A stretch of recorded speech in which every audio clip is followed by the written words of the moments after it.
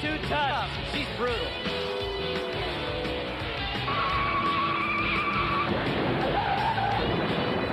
Look out, look out! Man, you'll just be cruising along. You'll gradually every time.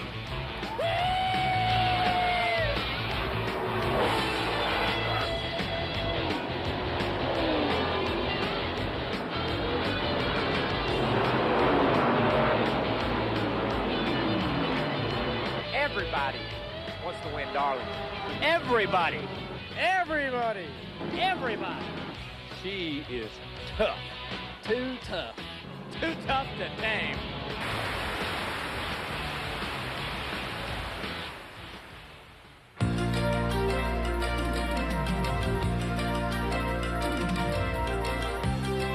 ESPN, the world's leader in motorsports coverage, presents Speed World. Today, live from Darlington International Raceway in South Carolina, the TranSouth 500 Winston Cup race. The rains that plagued yesterday's Busch Grand National event have moved out. We have bright sunshine on this Sunday afternoon as we get set for 500 miles of racing here at Darlington. Good afternoon, everybody. I'm Bob Jenkins, and welcome to this historic facility. NASCAR's oldest superspeedway, built back in 1950. Fans come here from all over the nation to see this track. About 20 yards to my left is Highway 151, and about 20 yards to my right is the Joe Weatherly Stock Car Hall of Fame. And then just beyond that, the racetrack itself. Ask any driver, and they'll tell you that to add a win at Darlington to their resume means a great deal. Let's get more on this historic facility as we go inside the gates. Turn number 2. Here's Dr. Jerry Punch. Well, Bob, there's a certain mystique here, a presence, if you will, that you can feel, if not see, when you enter this historic facility. Now, this track, Too Tough to Tame, earned its reputation over the years from its unique configuration. It wasn't planned that way 41 years ago when Harold Brasington decided to build a racetrack here in South Carolina. In fact, it happened quite by accident, and we'll show you what happened. Now, off to my right, about 200 yards, is Jack Ramsey's fish pond. That fish pond over there, which still has the no trespassing signs bordered around its perimeter, is the reason they had to taper the racetrack here. This racetrack would have been a perfect oval, but instead, Jack Ramsey said, hey, that's my favorite fish pond. I don't want any racetrack on my fish pond, so you guys better make it short up at this end. So now here in turns 1 and 2 on the east end of the racetrack, it is tapered. It is egg-shaped. This is turns 1 and 2 here, very pointed, whereas turns 3 and 4, the perfect oval, much more blunted. 23 degrees of banking here, 25 degrees of banking here. It is this unusual configuration that's made this track too tough to tame. And over the years, the drivers have had to maintain a lot of concentration here. This little egg-shaped oval has brought a lot of people contact with the guardrail and with the wall. But if you lose concentration just for one moment, whoops, well, it looks like you could end up in a million pieces. Hey, guys, how do you like them, scrambled or over easy? Jerry, I'm not sure the easy part works anywhere on this racetrack. It is one of the toughest circuits they run on. Benny Parsons and I are standing back in the middle of the field where the cars are lined up 15th through 20th, where there's some pretty heavy hitters. Pretty heavy hitters. 8 of the last 9 TranSouth 500 winners are qualified between 15th and 20th. And this race, folks, has never been won qualifying farther back than 10th. He's talking about over easy or scrambled. I think scrambled is the word as far as qualifying goes. I don't think there's any question about it. You can see these fellows scrambling up through the field. Dale Earnhardt has had a hot hand this year. He's leading the Winston Cup point standings. He won at Atlanta a few weeks ago. But there's another fellow who has also had a good year up to this point, and the fellow who is in a new ride that's up front with Dr. Dick Berggren, the editor of Stock Car Racing magazine. As the middle of the pack has some hot shots, the series' newest rising star, Ernie Irvan, has followed up his strong third-place run at Atlanta with a third-place qualifying effort here, his best ever. Yet all eyes are on the pole. In a record-breaking run, Jeff Bodine has put Junior Johnson's Ford in the top spot. Bodine has had a great season so far. He's been in contention to win 3 out of the 4 races at the end. He was fast enough to win the 4th. You're the only guy that's led all 4 races. You're the guy they're going to chase today. The only thing you haven't done is win. Is today the day? Well, we hope so, but we're really proud for Junior Johnson to win this pole, for Budweiser Ford. The whole team, it's a relief to get this Busch pole away this early in the season, but, you know, now our main goal is to win this race, and we're going to try to do that. I'd like to say hi to all the race fans out here in America. Kathy, Matt, and Barry, I love you. This guy's got a tough road to hoe. He's won here 3 times at Busch Grand National, never in Winston Cup. Bob Jenkins? And it's the first pole for Junior Johnson on a super speedway since June of 1987 at Pocono, and the first at Darlington since 1972 when Bobby Allison took the pole for the Southern 500. It's time. Let's go to the start-finish line.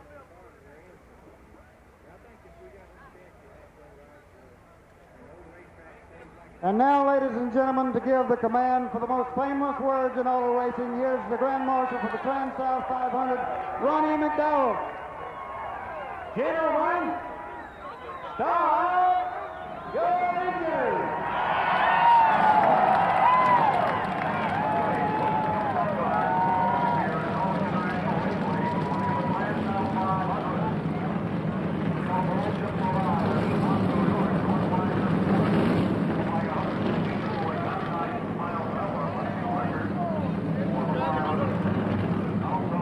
40 cars and drivers, fire to life, getting set to go for 500 miles here at the track Too Tough to Tame. Darlington International Raceway under bright, beautiful, sunshiny skies on this Sunday afternoon. Stand by. We've got an exciting afternoon of racing coming up for you here at Darlington, South Carolina. And the cars will be competing on radial tires for the first time at this facility this afternoon. We'll be back to take a look at the starting lineup right after this.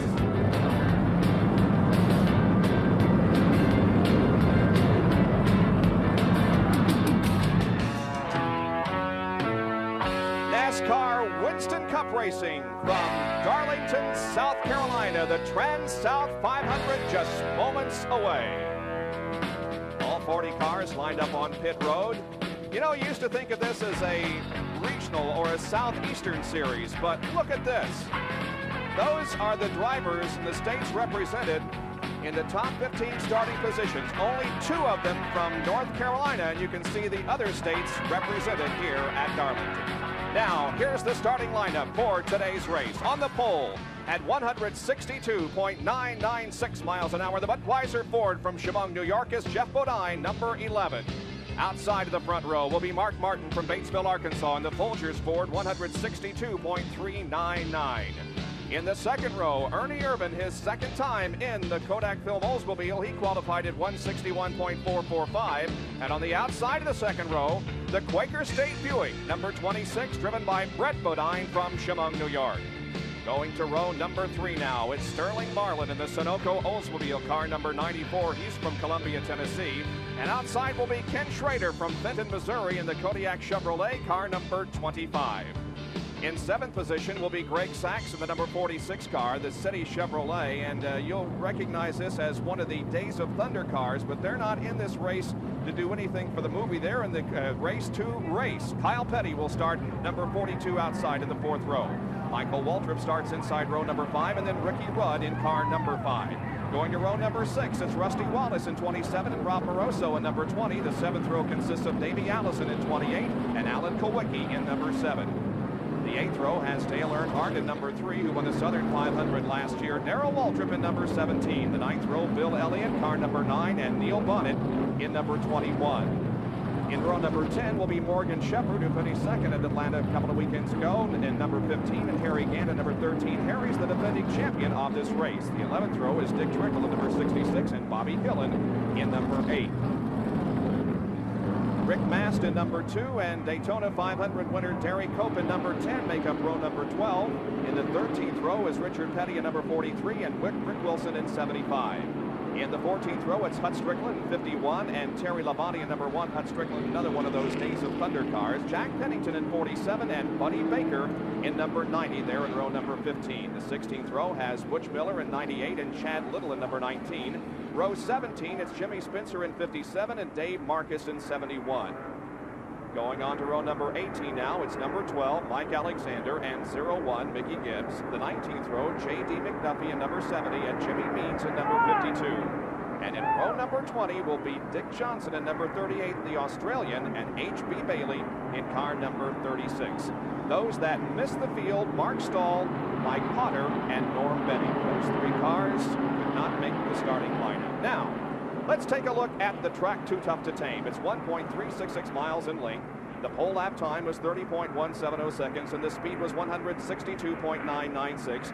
The banking between 22 and 25 degrees will go 367 laps this afternoon, and they'll be able to go 70 to 75 laps before they have to come in for a fuel stop. Our in-car cameras this afternoon are with Dick Trickle, the Phillips 66 race cam. This team, of course, owned by Cale Yarborough, who lives just down the road in Timmonsville, South Carolina. And there is our base cam that will show us the pictures of Dick as he tries to win this race. Harry Gant will also carry one of our in-car cameras, and it is mounted on his helmet. Our in-car camera is actually an on-person camera, so what he's going to be seeing, you will see as the afternoon goes along. And Bobby has a good view there right now, but as that windshield gets pitted later on in the afternoon, it won't be quite that clear.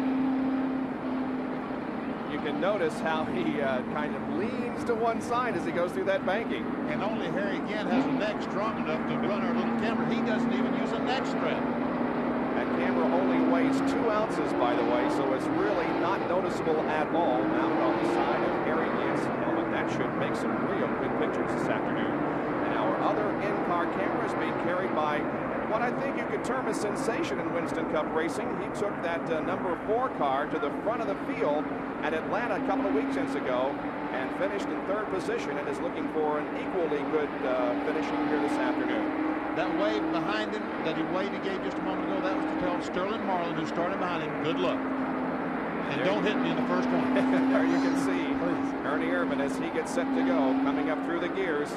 A full field and a full house of people as the field comes off of corner number 4, and the green flag waves. Here we go in the TranSouth 500.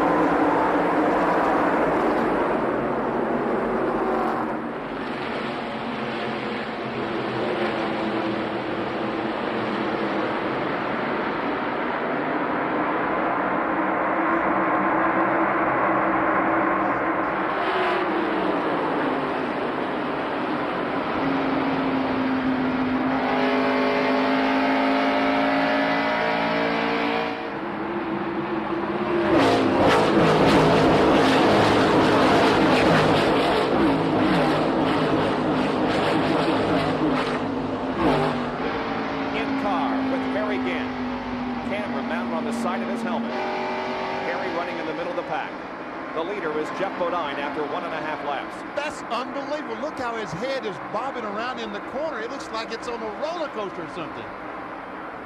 And imagine he's going to be doing that for about 3.5 hours if the car holds together.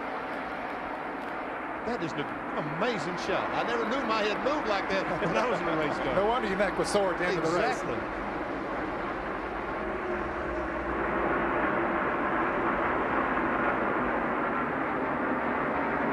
Now we'll go inside Dick Trickle's car, and you can see how much steadier it is. This camera is mounted in the car itself, not on the helmet of Harry Gant. Of course, he's running right behind Harry Gant on the racetrack.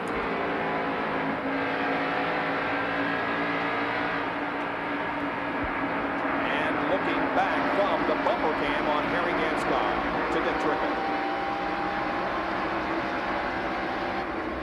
Number 2, Rick Mast in the white car that is looking inside of Dick Trickle, thinking about trying a pass, but not doing so yet. Now Trickle sneaking right up on the back bumper of Harry Gant. Trickle blew an engine in his qualifying run here. In fact, he had to shut it off before he got to the start-finish line. Still qualified 21st, but he thought that he had a chance at a record and maybe even the pole had the engine not blown on it. Lead continues to be held by Jeff Bodine. In second position is Ernie Irvin in a car slow down in the apron of the racetrack between turns 3 and 4. The yellow is out. Looks like Butch Miller in number 98 is going to be headed for pit road. Well, he stays out on the racetrack. But the caution flag is out, so his job is now catch up with the field and then make a pit stop, because once that car spins, he's put flat spots on those radial tires. He needs to go in and get 4 new ones. Here comes the field down off of the 4th corner to receive the yellow flag. There is Bodine and Irvin taking the yellow flag on lap number 5. 1/2 lap has been completed under green. He just took the green, now going into turn number 3. That is Jeff Bodine stretching out the advantage a little bit over the second place car of Ernie Irvin. Running back in third and fourth positions, the number 6 car of Mark Martin and the 26 of Brett Bodine.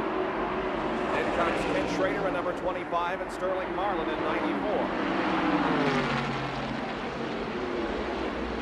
Everyone pretty well content at the moment, Bob, to run in single file. Of course, you have to run in single file most of the time here at Darlington, but sometimes when you're ready to mount a charge, you pick your place on the racetrack that you think that you can make a pass. You can see the advantage that Jeff Bodine has opened up already, putting several car lengths between himself and Ernie Irvin and the rest of the field. Now Ken Schrader in number 25 looking to the inside of Brett Bodine. That's quite impressive. The fact when they throw the green flag, Jeff Bodine just jumps out to about a 10-car lead advantage and stays there. There's Buddy Baker in the car number 90. I saw him slow coming off the second corner, and it looks like he has got a serious problem. Looks like the engine is let go on that car. He's on the apron of the racetrack in turn number 4. He's pitted on the backstretch. Meanwhile, here comes the field at full speed off of corner number 4 and completes lap number 11.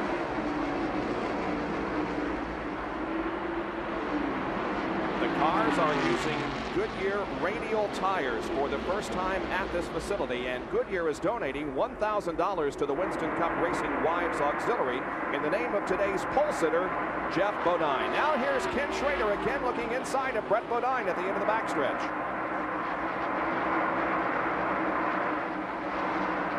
An outstanding qualifying performance by Brett Bodine, his best of the year.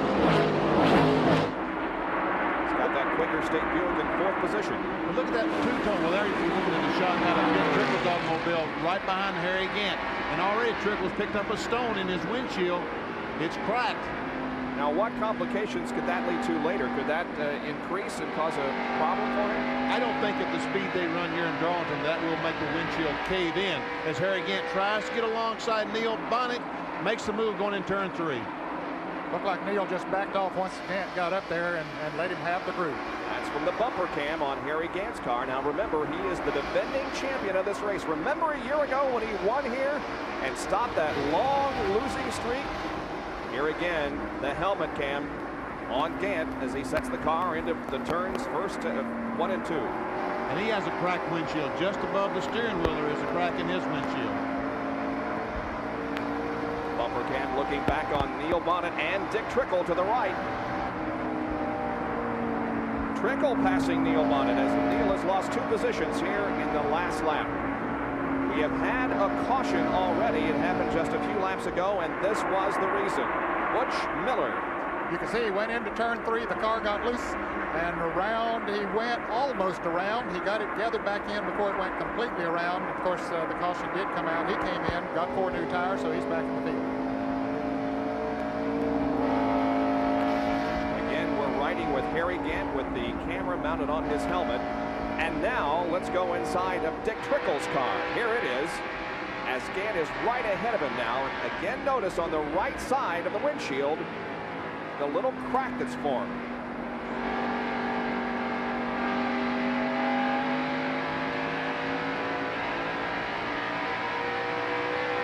At Talladega, that will become a major problem. At Talladega, that could be a serious problem at 200 miles per hour. Let's go to the pit area and Jerry Punch with more on this. Jerry?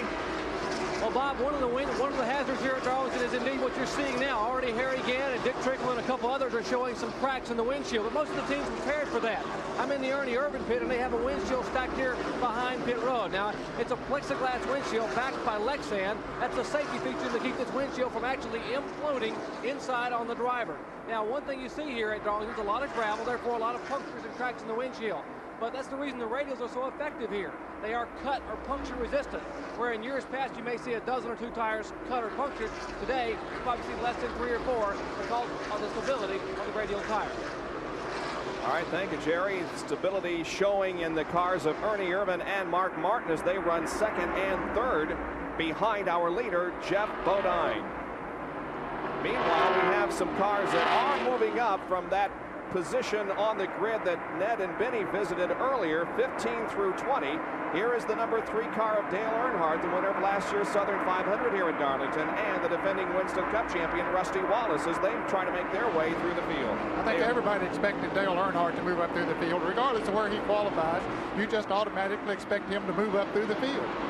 He started 15th and is now 10th, Dale Earnhardt. And here's Mark Martin trying to make a move on Ernie Irvan for second position. He got the nose under Ernie. That's tough to say. Ernie Irvan coming off the second corner, but not able to get back in the gas full throttle and make the pass. Mark Martin started second, running third on the field. Already being left is J.D. McDuffie, car number 70, the Rumpel Furniture.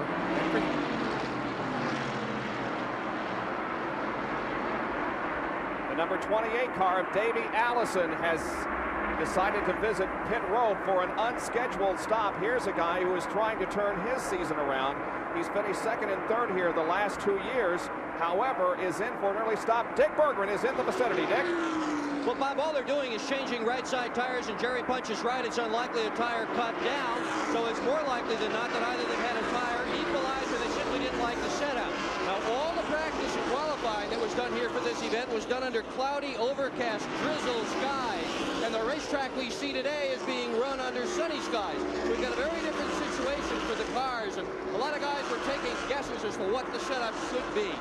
Well, Davey Allison goes a lap down because of that unscheduled stop, and you are right, Dick. The weatherman has been predicting just terrible weather all weekend. We were able to get in the Busch Grand National race yesterday, won by Harry Gant, and we woke up this morning with some fog, but it is beautiful right now. And here's the number 42 car of Kyle Petty trying to fend off the challenge of Dale Earnhardt in number 3. Kyle, of course, the winner with radial tires at Rockingham a few weeks ago, and now Dale Earnhardt goes to the high side of the racetrack in an effort to get by that number 42 car, and here comes the number 5 car, Ricky Rudd. Dale Earnhardt just passed Ricky Rudd just a couple of laps ago, gained another spot. And Ned and I talked about this guy at the beginning of the show. He might have qualified 15th, but you certainly do not count him out. Look, on the inside, is he going to hold? Wow, you're not supposed to pass right there. And here comes Rudd falling in right behind. Oh, and Earnhardt and Petty touch, and Petty spins. Rudd got on the brakes and almost avoided, but couldn't. Here's Alan Kowicki spinning in there, and once you go into that turn and trouble gets in front of you, there's nowhere to go. You lock the brakes, try your best to get through there, and sometimes you just don't. Well, if there's no other damage to Ricky Rudd's car, he's probably missing the floorboard because he had his foot all the way through it trying to get stopped. And look, Kyle Petty, it does look like a lot of damage to Kyle Petty's car. Yeah, I think he can fix that. Okay, let's take a look at it once again. All right, here's Earnhardt coming off of turn 4, gets on the inside of Kyle Petty. Here's Ricky Rudd in the yellow car coming up behind as they come off of the turn. Go down to front straightaway. Everything looks okay as they start down into turn 1. Rudd drafting right up on the back bumper of Dale Earnhardt to come across the start-finish line. And then as they go into turn 1, Kyle Petty comes down a little bit too quick, catches Earnhardt in the right rear, and it causes Kyle to lose control. And look at Ricky Rudd, the evasive move that the move of the century, it looks like, follows him right in there, and then all of a sudden he cuts her square left, gets a little piece of it, and then he gets hit from behind, spinning him around. That was Rusty Wallace, Yeah. and there's Davey Allison, the other black car, spinning. Well, let's go to Jerry Punch, who's in the pit of the leader, Jeff Bodine. Jeff Bodine is getting service in the Budweiser 4. Junior Johnson now putting a little bite in the left rear of the car. Bodine had commented that the car was getting quite loose. Let's check out Dick Berggren down at Earnhardt's pit. Dick? Well, for what I can see, Jerry, the car is just fine. In fact, the crew was unsure that Earnhardt had even touched anybody on the racetrack. They said everything is okay. It's going to be a 4-tire change. Everybody up and down pit road is doing this. They had planned on doing a 4-tire change. Bodine is out, and here goes Earnhardt. Traffic coming out of the pits. Ernie Irvan crew made a good pit stop, so he comes out right behind Jeff Bodine. Crew cam working on Kyle Petty's car. You notice the damage there in the left rear. That's where he backed in the wall. He hit the wall just a little bit with the left rear. They've got to get that quarter panel out so they can get some fuel in the car and also get the quarter panel away from the tire. And of course they want to try to do that and not lose a lap. A little further down pit road, they're working on Rusty Wallace's car. And there is Rusty's car, and Jerry Punch is there. Barry Dodson and Jimmy Maycar and crew are trying to get some of the sheet metal pulled away. Rusty was trying to get on the brakes up in turn one, was unable to get the car slowed enough. He tagged the right side of the car against the concrete retaining wall. They have bent some sheet metal in. Rusty trying to get out to beat the caution car. He just moved back on the racetrack. He will be coming back down pit road here momentarily. They have a lot of work to do in the front of that car. Not only is the right front tire towed in a little bit, there's considerable sheet metal damage in the right front, which they'll have to peel away before they get back to green flag racing. Bob? So several cars are damaged in an accident on lap number 24 here at the TranSouth 500 in Darlington, South Carolina. We'll be back with more of our live coverage after this. Action continues in the pit area as we are one lap away from the restart of the TranSouth 500 following a crash. That's Alan Kulwicki changing tires on the left side. Now they've completed the service on his car, and Kulwicki goes back out onto the racetrack. Let's take a look once again at what happened to cause our second caution of the day. Well, we see Earnhardt on the inside of Kyle Petty, and Ricky Rudd moves up right on the tail of Earnhardt. Now, Kyle Petty, when he gets down to turn one, he wants to get back to the bottom of the racetrack where the groove is, and he just cuts it a little bit too close. See, he wanted to get in that gap between Rudd and Dale Earnhardt, unable to make it, just a little bit too close. Let's go quickly to Jerry Punch and Rusty Wallace's pit. Where were Jimmy Maycar? Jimmy, what's the damage assessment on the car? Right now, other than sheet metal on the right front, it looks like the toe wind's knocked out on the right front. We didn't get a chance to fix it for having to work on the sheet metal, so the right front tire's towed out a little bit. We need to fix it next time we come in. Going to have his hands full for a while, Bob, but they're going to try to run it here for a few laps. Green flag comes out once again on lap number 26. Mickey Gibbs, the number 01, is the leader of the race. Davey Allison gets his lap back. That's the car that is pulled away from everybody else. Meanwhile, here comes Jeff Bodine, Ernie Irvin, Brett Bodine, and others as they pass Mickey Gibbs. And the 94 car on the inside of Mark Martin takes that position away. Great move by Sterling Marlin. And now Dale Earnhardt goes by Mark Martin. I don't know if Mark has a problem or he just can't get the car going because of the traffic.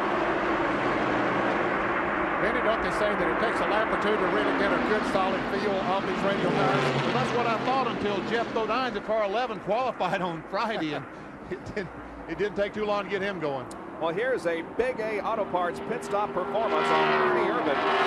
It took the driver 15 seconds as far as slow down and speed up time. It took the crew 24.4 seconds for a total pit stop of 39.4 seconds for Ernie Irvin and the crew. And he still finds himself in second position, right behind Jeff Bodine and giving him a good run. Yeah, he's able to stay a little bit closer to Jeff than he was earlier. Meanwhile, in front of those two cars, Davey Allison is up there trying. There we see the black car. That's Davey Allison trying desperately to stay there so he can get a lap back should the caution. For the fans that might have just joined us, Davey Allison made an unscheduled pit stop a little bit earlier for right side tires, and that did put him one lap down, but he is back in the lead lap if he can stay out there. Certainly that pit stop performance showed that there was consistency because Ernie Irvin came into the pits in second position, and that's exactly where he is now as the race has been restarted. Now, many of you are having difficulty, and many of you in the 703 and 704 area codes are having trouble getting into that 900 number to register for the Gillette Halfway Challenge. If that's the case, dial this number, 201-343-0021. Again, that's 201 area code 343-0021. For those of you in the 703 and 704 area codes, if you are having a trouble with the 900 number, that registers you for that Pontiac Grand Prix and the Right Car Halfway Challenge.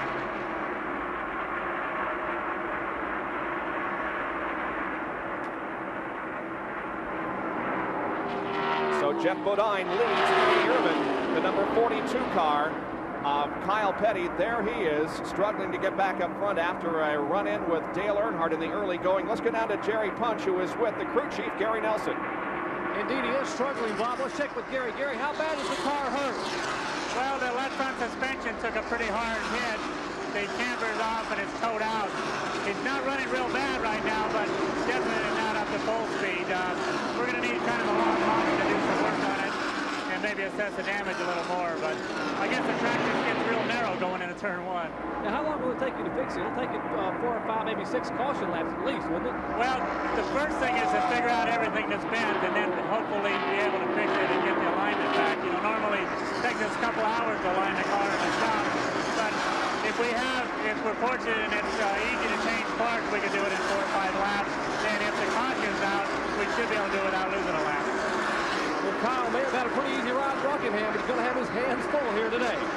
Well, he definitely has his hands full, but one guy that is charging is the number 3 car, driven by Dale Earnhardt. Started back in 15th position, has passed Brett Bodine, and now runs 3rd. And look at him close in on 1st and 2nd. Moving up on the hurry. He runs this racetrack. Let's watch him go into turn 1. He goes in a little bit low, and then he lets the car drift up close to the wall. Look at him. He'll go a little bit higher than the other drivers, but that gives him a good run off of that turn. You can see he picks up a little speed as he comes off of there. Then by the time they get into turn 3, he has picked up a couple of more car lengths. This is bad news for the other competitors because they felt like when the races were run on radial tires, the Goodyear radials, that Earnhardt and his crew did not have them figured out quite as well as the bias ply tire, and would give them a better opportunity to win. It looks like Earnhardt and Richard Childress now has figured out the radial tire. Look at Dale Earnhardt from a shot out back of the Ernie Irvan car. Let's go to Dick Berggren for a comment on pit road about the guys that are going for their first win here this afternoon at Darlington. Well, there are a lot of guys going for their first win here this afternoon, Bob Jenkins at Darlington. A whole bunch of them up and down pit road, in fact. And this is one of the toughest racetracks in the place to do it, the whole circuit. They all say that this is the track that you have to run the track. You can't race each other. In fact, this morning I was talking to Dale Earnhardt about the radial tires. And he's a guy that's got a reputation for hustling a car. And I said, Dale, can you throw the car around here? Can you hustle with the radials? He said, boy, you hustle a car at Darlington, you're going to hustle it right to the wall. So they've all got to be very careful if anybody's going to have a hope to win this thing this afternoon. They sure don't appear to be too careful there right now. Look at him trying to make that pass off of turn 4 again like he did on Kyle Petty, but that didn't quite work with Ernie Irvan. Ooh, boy, that got my heart pumping, I'll tell you that. Wow. Dale Earnhardt all over Ernie Irvan for 2nd. And as you can see, there's a group of cars also running behind Dale Earnhardt a little bit, including Sterling Marlin and Brett Bodine. They're all going for 4th position. And they might be catching that front pack too. You know, it looks to me like when Junior Johnson made that chassis adjustment on the 11 car, and he's not quite as good as he was before. Let's go to Jerry Punch, who has a comment on Dale Earnhardt as he again tries to go for 2nd place. Jerry. Dale Earnhardt trying to make a move, and no surprise at all to his crew here at Darlington. This is what they call their radial race car. This is the car they had to bring out in Richmond when they wrecked their primary car in the final practice session. Remember, in Richmond, they started shotgun on the field, and in 30 laps, he was running 5th. And I asked him, hey, can you run 5th here in 30 laps? He said, hey, by 30 laps, I'll be 3rd. Well, we're 37 laps in. He's 3rd. He was right. Pretty good estimation, I would say. Now look how close he runs up behind there. He's doing nothing but intimidating that young fella, but so far, I'm just not yielding to him. He's kept his cool, that's for sure. You know, they have T-shirts with his picture on it says Intimidator. And they're right, because that's all he's doing is trying to intimidate Ernie Irvan.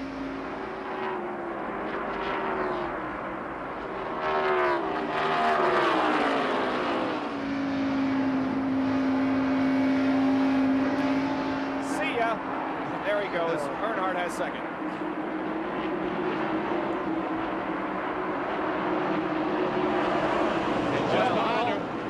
While all that was happening, look, Sterling Marlin has caught up there.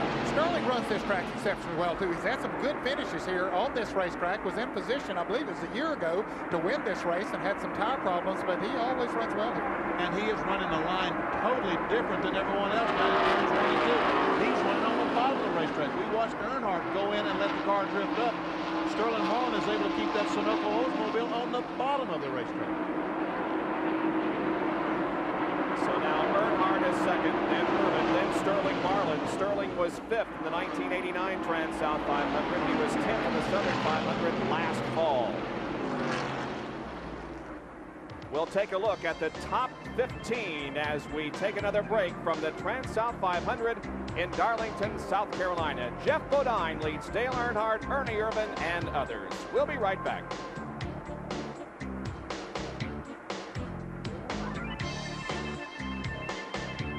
Welcome back to the TranSouth 500. The lead being held by Jeff Bodine in the number 11 car. And in second position now is Dale Earnhardt in car number 3. Here they come down the front straightaway. There's Earnhardt. Third place belongs to Ernie Irvin. In fourth is Sterling Marlin. And in fifth position is Greg Sachs. Let's go to Jerry Punch, who's with Tim Brewer. We see Earnhardt beginning to reel in Jeff Bodine on the racetrack, and they made a chassis adjustment here in the Budweiser pits. And Timmy, did the chassis adjustment affect the car? I mean, it seems to be slowing down a little bit. Well, you know, Junior, he stuck around a wedge in the left rear of the thing, but right now, Jeff Bodine and Dale Earnhardt know it's a long way to lap 367. So, you know, whoever's got the best set of tires on, that's the guy that's going to run the quickest. I'm assuming they put stickers on, we put a set of scuffs on. But that's a long day before it's all over with. So we're just going to sit here, and if it's not quite comfortable right now, we're not going to press the racetrack. We're going to let Dale Earnhardt go ahead and do what he wants to do. Apparently, Junior Johnson has instilled in Chemung, New York, Jeff Bodine a good game of playing possum here at Darlington. Gentlemen? Well, Junior has 8 wins here at Darlington. Last in 1984, TranSouth 500 with Darrell Waltrip. We're once again with Harry Gant and the camera mounted on the side of his helmet. That was Derek Cope.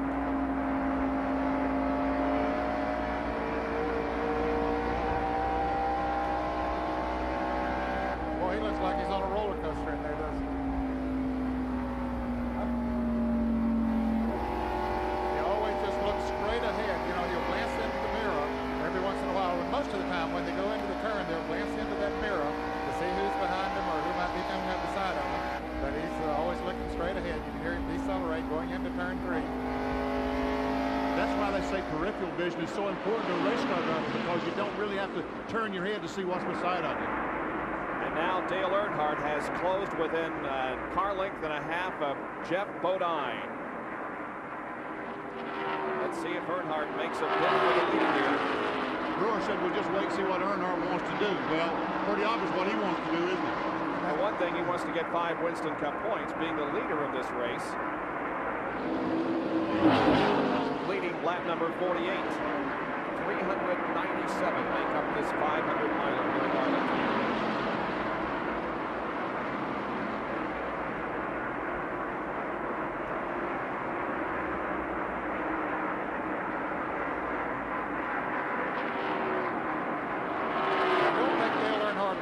Intimidate Jeff Bodine too much. The guy on the right of your screen has been very impressive here in the first 48 laps. That is Greg Sachs, and you can see he is closing in on Sterling Marlin and Ernie Irvin running 5th. And that's the Tom Cruise automobile that's going to be used in Days of Thunder. It has City Chevrolet sponsorship here this afternoon. I think in the movie it's got mellow yellow, but you know, unbelievable. This is the lead car in the Hendrick stable. Of the 4 cars Rick Hendrick has in the race this afternoon, the car up furthest is Greg Sachs. Now, doesn't this car win the race in the movie? So maybe it don't know any better. That's what it's supposed to win. Yeah. Dick Berggren has a further comment on Greg Sachs. Well, Bob, that automobile is a brand new race car that we brought down here. The original plan was to do what they did in the Daytona 500 and start in the back and just film some things. But NASCAR said, no, if you're going to bring that thing down here, we're going to have to get it in the race and run it. So Rick Hendrick said, hey, as long as we got to run it, we're going to race. So Bodine's strategy is, whatever the movie guys want to do is fine with him, but he is going out for the win, and he's got a lot of time here this afternoon. He does not have a full-time ride. If he can score a good run here this afternoon, it surely is going to help. This young man is trying to plant his feet in the Hendrick organization, leading himself to something solid for 1991. Well, I'm sure it didn't disappoint Greg Sachs when he was told that he had the opportunity to run hard this afternoon and try to win this race. He ran so strong at the Daytona North Clash and now finds himself in 5th position here. And we're hearing a lot of the comments from the pit area that these guys are pretty loose at the moment. Well, you know, Greg Sachs had pulled up right behind these 2 cars that are running 3rd and 4th, but now he has dropped back some. Now we again watch Dale Earnhardt right on the back bumper of Jeff Bodine. First and second here, they cross the stripe, lapping H.B. Bailey in car number 36. Dale Earnhardt has been unable to pass the leader, Jeff Bodine. And those 2 cars in front of Jeff Bodine is That's Davey Allison in the front car, and that is Rusty Wallace going to lap down. Look, they split the difference, 3 abreast down the back straightaway. And you can see Davey Allison with a hand gesture to the guys in back of him saying, okay, guys, come around. I'll give you the room, because Allison is also not quite up to speed with that car. Well, he was able to stay out there at a pretty good distance in front of Jeff Bodine until Earnhardt came up there. Then Bodine had to turn up the wick a little bit, so now they're running Davey Allison down. That was Rusty Wallace. They just put a lap down. Here goes Earnhardt. Earnhardt off of corner number 2, sneaks inside, pulls alongside of Jeff Bodine. Let's see what happens as they head into the narrow turn number 3, and Earnhardt grabs the lead. Watch Jeff try to come back. Oh, Earnhardt wiggles a little bit. And Bodine comes right back on the inside, but Dale Earnhardt will lead lap number 54. So that will give him 5 Winston Cup bonus points. If you lead a lap in Winston Cup competition, you get 5 bonus points. The driver who leads the most laps during the race gets another 5 bonus Now, points. good battle for third shaping up here. Here's Ernie Irvin and Sterling Marlin.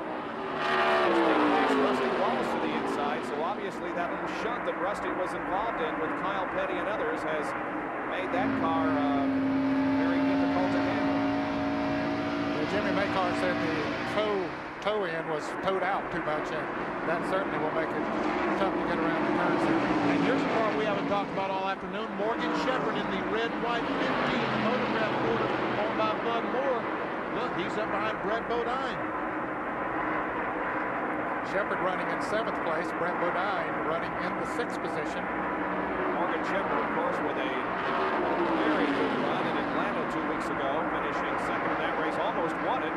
Ooh, he's a little loose too. Did he wiggle severely up in the 3rd corner?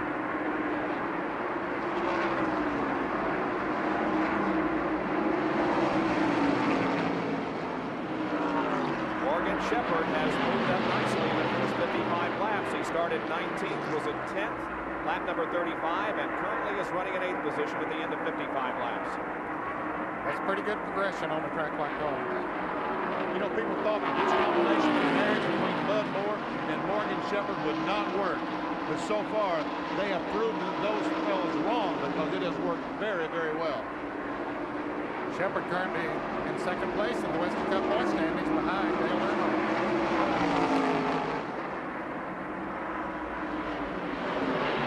Mark Martin is also creeping up to make this a 3-car battle in the number 6 machine. Morgan takes his 15-car high on the racetrack between turns 1 and 2, but here comes Mark Martin, as you can see him closing in.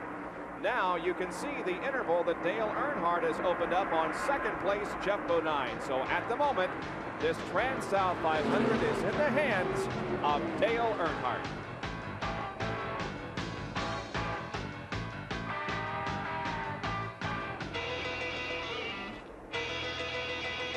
ESPN Speed World today at Darlington, South Carolina for the TranSouth 500 Winston Cup race. And we have completed 61 laps.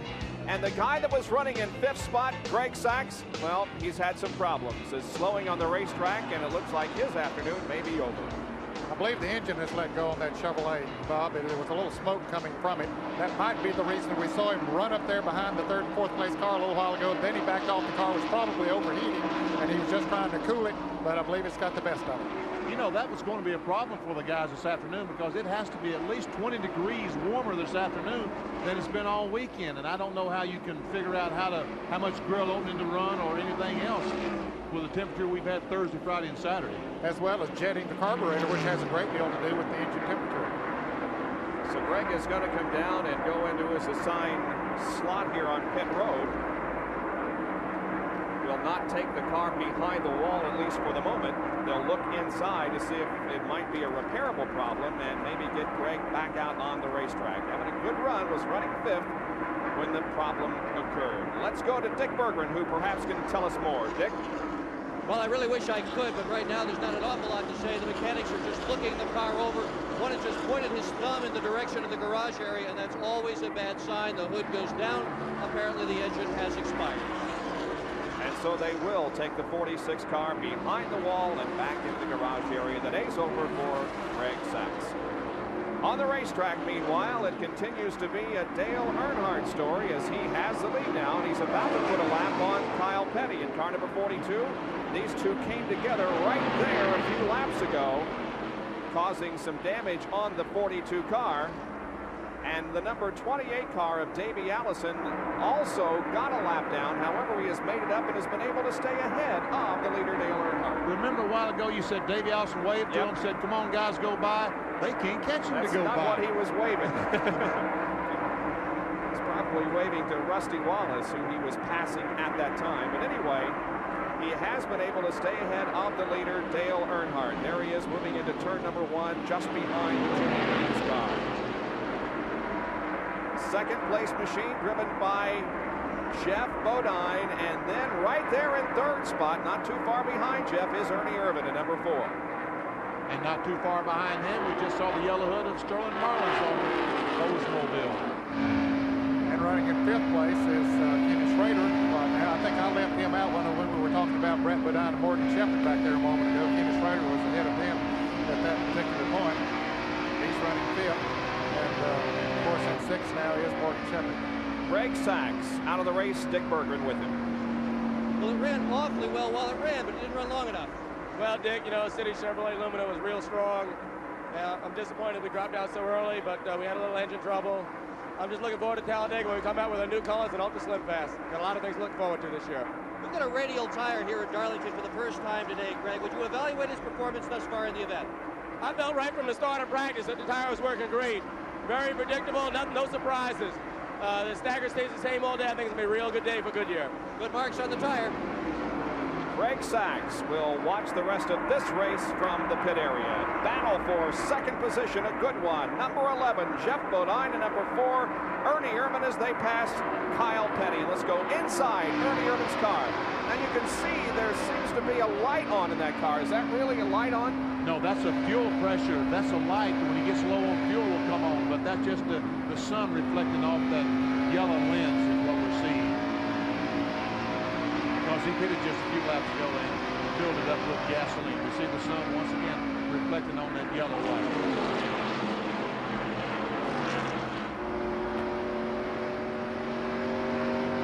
That's the yellow light. There's one beside of that that is a red light. If that comes on, you got big trouble. Yeah, that means the engine is blown up. Sometimes you don't need a light to tell you that either. That's right.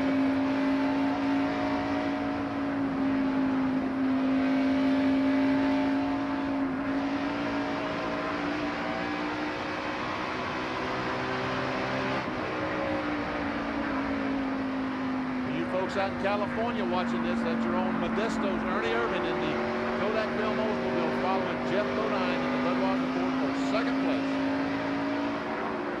I should have slapped the New York fans who just cheated for Jeff Bodine. Should have. Upstate New York, Chemung. We'll be in that area later on in the season as we televise the Winston Cup race from Watkins Glen.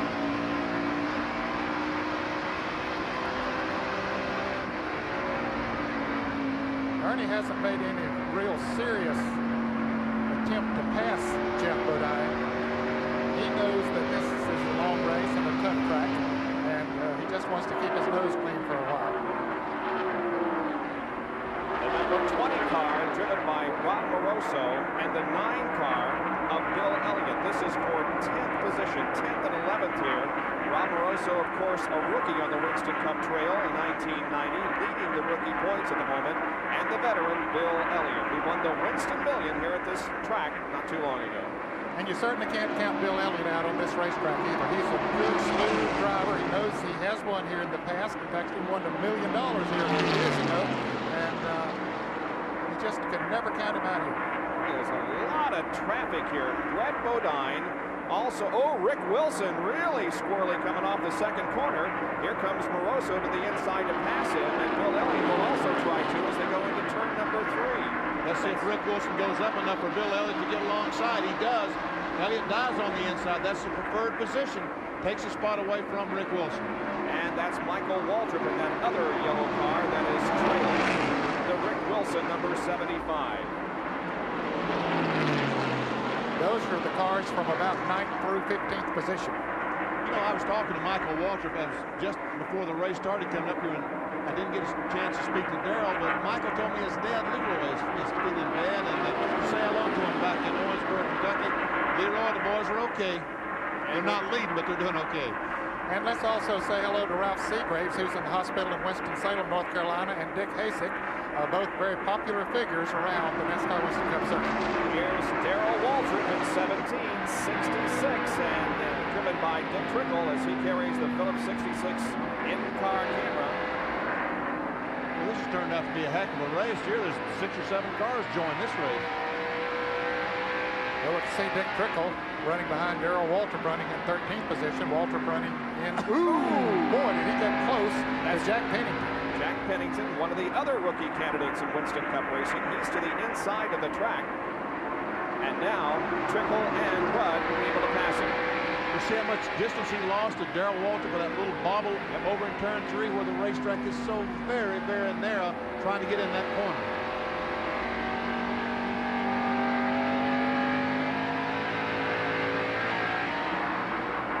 Well, here comes Ernie Irvin making a bid for second place. He goes to the inside of Bodine. They touch coming up the corner. Irvin's going to lose it right here on the main straightaway. Irvin spins down the front stretch, and I don't think he's going to hit a thing. Not yet anyway. And he saves it. The caution flag comes out, so it might be a break. Ernie, if he can get back around and get 4 new tires, he'll be all set. Man. Irvin trying to go inside of Jeff Bodine coming off the 4th corner, and Waston spun down the straightaway and didn't hit a thing. He's going to make the camera dizzy with that spin. And he doesn't look a bit worse for the wear. Here it is again. Well, he tries to make a move like Earnhardt did on him a little bit earlier in the race. He said, if Earnhardt can do it, I can do it. But the car slipped up into Bodine, touched him just enough to cause him to lose control, spins it the wrong way down the front straightaway, and at least he leaves a groove on each side of him so the cars can go by that are behind him. And we certainly got to say hats off to everybody that was following him, too, because they managed to scramble around. Here it is from another angle. He just gets a little bit out of control, tries to save the car, but it makes too many sideways motions. And look, if he had just drove back across the racetrack, he would have got Schrader and Morgan Shepherd and himself. Comes Dick Johnson, who will turn the wheel at the last moment and avoid hitting the car, and Jimmy Means is way down on the inside. You know, Dick Johnson did something there. Dale Earnhardt is coming down pit road, so is everybody else. And let's go to Dick Bergeron, who is in Dale Earnhardt's pit. It looks like it's going to be a 4-tire change everywhere. The competitors are saying that as the tires get more and more laps on them, the cars tend to drift up the speedway. So we're going to see everybody change 4 tires, get 4 fresh ones to try to improve their speed. This is going on all up and down pit road. Now, Earnhardt is way up at the middle of pit road. Bodine, his primary competitors, all the way at the other end, but Earnhardt is done already and on his way out. Earnhardt on his way out pit road. Alan Kowicki pulls out. Here comes Ken Schrader also moving off pit road. Morgan Shepherd is out. Let's go to Jerry Punch, who's with the 4-car of Ernie Irvin. Now, Tony Glover, the rest of the Kodak crew are watching for Ernie Irvin to say, go down pit road. He has to jump on the brake to keep from hitting. He pulls out, and Ernie very calmly pulls the car in. And he has basically 4 tires that are completely flat that are going down. They'll make a 4-tire change here in the Kodak pit. They have the right side of the car jacked up. They have changed tires. The Kyle Petty car and Davey Allison go by. Now they will jump around to the left side and change left side tires. The left side tires holding up very well, and they are watching the pace car to make sure Ernie Irvin does not move left. Great pit work here as he leaves pit road and heads back to turn 1. Well, he did not lose a lap after that little incident coming off the 4th corner, and here is a replay of the incident from the in-car camera, slow motion first of all. He dives inside Jeff Bodine. Jeff Bodine just to the right. About here's where they touch. He gets out of control, comes back, almost hits Jeff again. I think he did touch Jeff again. Around he goes. Now the engine has died. When those lights come on, that means the engine is no longer running. He sees a lot of real estate there, doesn't he? Now here is a real-time replay.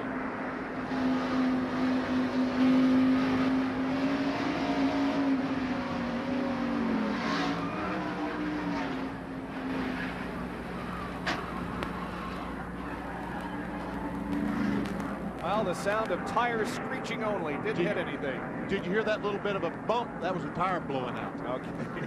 So Ernie Irvin stays on the lead lap, and he'll begin his charge back to the front here at the TranSouth 500. That was a year ago here at Darlington. Currently, Harry Gant is running 15th. This is the reason we are under caution. Ernie Irvin touching Jeff Bodine coming off corner 4.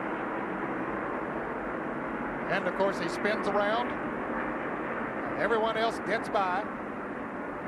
And Ernie Irvin, it seems the only problems that he has maybe is a tire problem. And let's go inside again and take a look as a real-time in-car camera replay and listen for the tire to blow.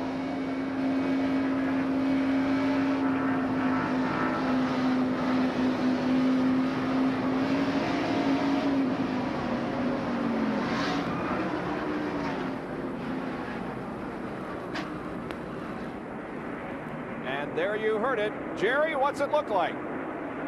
Well, the tires are here, Bob. Actually, these are the tires that came off the Ernie Irvin car. Apparently, as he cut a tire coming off the corner, it was spun the car. But the reason he was able to spin and control the car, much like what happened to Dale Earnhardt in turn 3 on the final lap of Daytona 500, is this new interliner that Goodyear has here. This interliner here allowed him to control the car. It is still inflated inside. We are back to green. Indeed we are, with Dale Earnhardt once again out front. Second position is the number 11 car of Jeff Bodine. In third place is Sterling Marlin. Fourth is Ken Schrader. And fifth is Morgan Shepherd, the number 7 car, which was in your shot there. There he is on the right. That's Alan Kowicki, and he is a lap down. And Bob, we'll see another car that's going to show him in the rundown here before too long. That'll be Davey Allison, who was running out in front of Dale Earnhardt when that caution came out. So he's back in the thick of this race. He was able to stay out in front of the leaders for a long period of time there. His car is fast. He took the green flag in 16th position. Davey Allison did. So that car earlier we thought it wasn't up to full song, but indeed it is. And he may be something to look for. Well, he did make an unscheduled pit stop for a change of right side tires. That's what put him a lap down, but he now has gotten that lap back. Could be a factor later on. It looks to me like the Tim Brewer, Junior Johnson, and the Budweiser crew has done something to Jeff Bodine's car. Maybe they put stickers on this time because, look, he's got a lot more strength now than he had the last time. Yeah, he's definitely working on Earnhardt a little bit harder. Earnhardt had passed him earlier, and now, ooh, boy, do they come close. Guys, we know what happens when you touch. We just saw it about 5 minutes ago. We've seen it twice already today. Jeff Bodine running second behind Dale Earnhardt, and there also in the shot is the third place car of Sterling Marlin. Now let's take a look at the Big A Auto Parts pit stop performance by Dale Earnhardt. You can see his driver time was 19.6, crew time 22.3, the total time 41.9. That was the best among the ones we checked. The 94 car, Sterling Marlin, had a total time of 42.8, and the 4 car of Ernie Irvin, they had a total time of 49.4 seconds, including the time it takes for the driver to slow down and speed up, and the time it takes the crew to complete their work. You know, Bob, we've talked about Dale Earnhardt being an intimidator. Jeff Bodine does a pretty good job of that, too. And he's trying his best to intimidate Earnhardt now. But look, he's going to be intimidated. Don't look on the inside, Jeff. There's a car there. That Sterling Marlin has caught the leaders and now makes it a 3-car battle for the lead. Now, Bodine will try it between turns 3 and 4 right about here. No, he didn't do it. A disappointment. Jeff, I thought he was going to try to get on the inside of him right there. Well, he's going to get a run so he can get him down the front. Okay. Here comes Jeff looking to the inside, going into 1. Nope, not do it. All that is an intimidator move. Pull up on the inside and move out of the view of the mirror so the driver can't see him in front. So Earnhardt don't know where Bodine is, and there's an anxious moment going in the corner when you don't know where that guy is behind you. You guys really play psychological games out there? Oh, yeah. That's part of the fun. Yeah, that's part of the fun. When you're in Jeff Bodine's position, ain't too much fun you're in Dale Earnhardt's position. And Sterling Marlin, he just watching it all.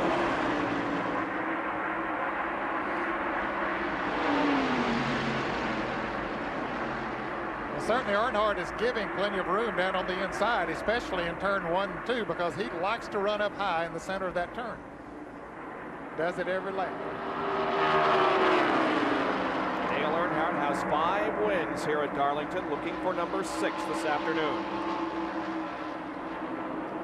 There are your front 3 cars. Not too far back there, you can see the red and white car. Morgan Shepherd running in 4th place, Kenny Schrader in 5th.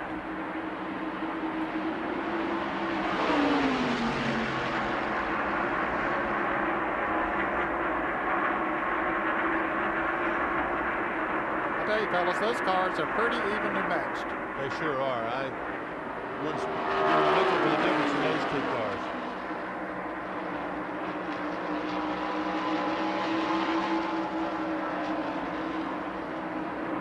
That'll be interesting to see after they have run a while and get those tires heated up. Then you'll know who has the best chassis.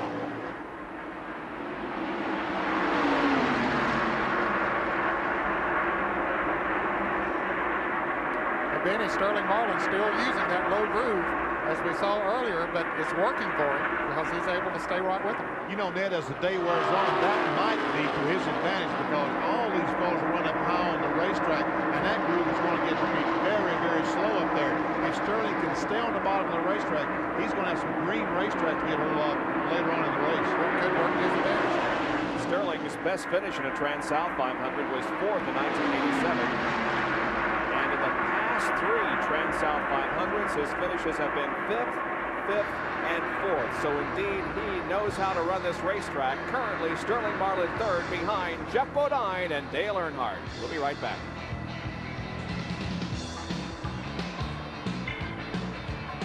Technology here as we watch the top 3 cars. Jeff Bodine in the middle of the top 3 was one of the first to embrace the emerging technology of front steer race cars. Dale Earnhardt, who is right now running just in front of him, he's just grabbing hold of it. In fact, this is his very first race at Darlington with a front steer car. The guy running in third spot, Sterling Marlin, he hasn't grabbed it yet. He's one of 2 top cars. Harry Gant is the other, still running on. Says the rear steer car cuts better, and that's what he'd really rather run here. Earnhardt, meanwhile, has just radioed his crew and said he's got a vibration in the front end. Jerry punches down pit road with the 94. Jerry? Sterling Marlin takes along with crew chief Steve Long. And Steve, Sterling is running a little bit closer to the bottom of the racetrack than are the front 2 cars. Why? Well, he said the car seems to be working better in the middle of the racetrack. I wanted him to move up high a little bit, Jerry, but we didn't pull as much gear as those guys are. We chose a little less gear for this long race, but he says it feels good where it's at. So if we stay there at the end of the race, we should be all right. Guys in the booth, let me ask you, if you don't have as much gear in the car, what will happen later in the race when the track gets a little bit slower? Caution. Car crashing in turn 2 is Dick Johnson up against the wall. Number 38 car slides to a stop at the top of the racetrack against the outer wall. We'll answer that question for you, Jerry, in a little bit. Meanwhile, we will watch the situation regarding Dick Johnson. The yellow flag comes out for the 4th time this afternoon. Johnson's car still stalled at the top of the racetrack, and the pits are closed. We'll take another break and be right back to Darlington, South Carolina.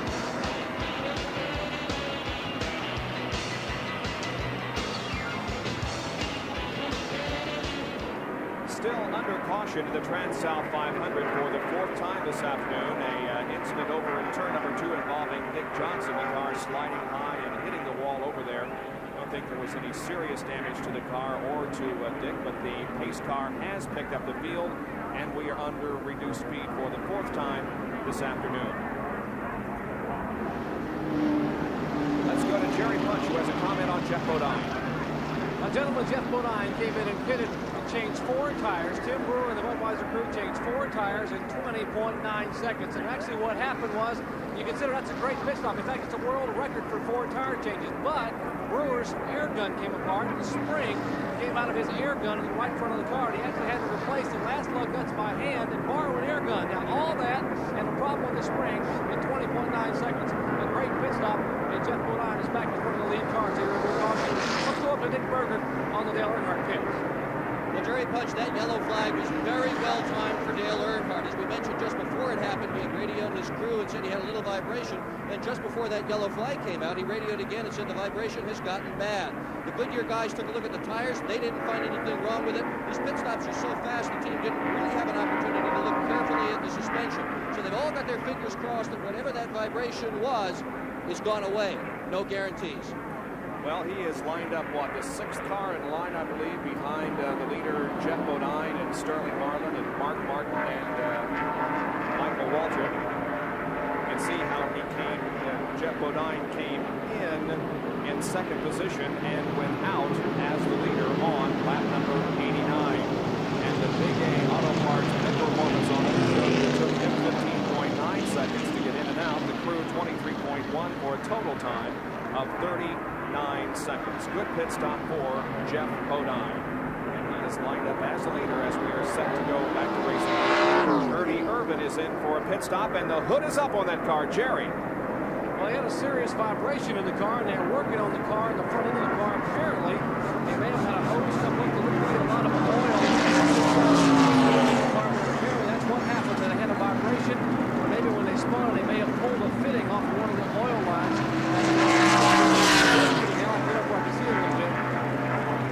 And it's one of the fittings in the front of the car that's probably breaking.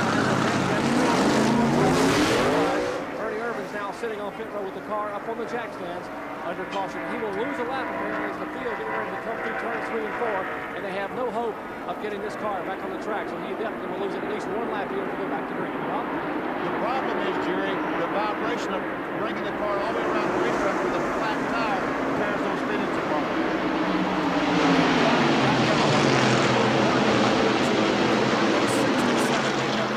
Jeff Bodine and Sterling Marlin pull away from the rest of the field as it comes off the 2nd corner.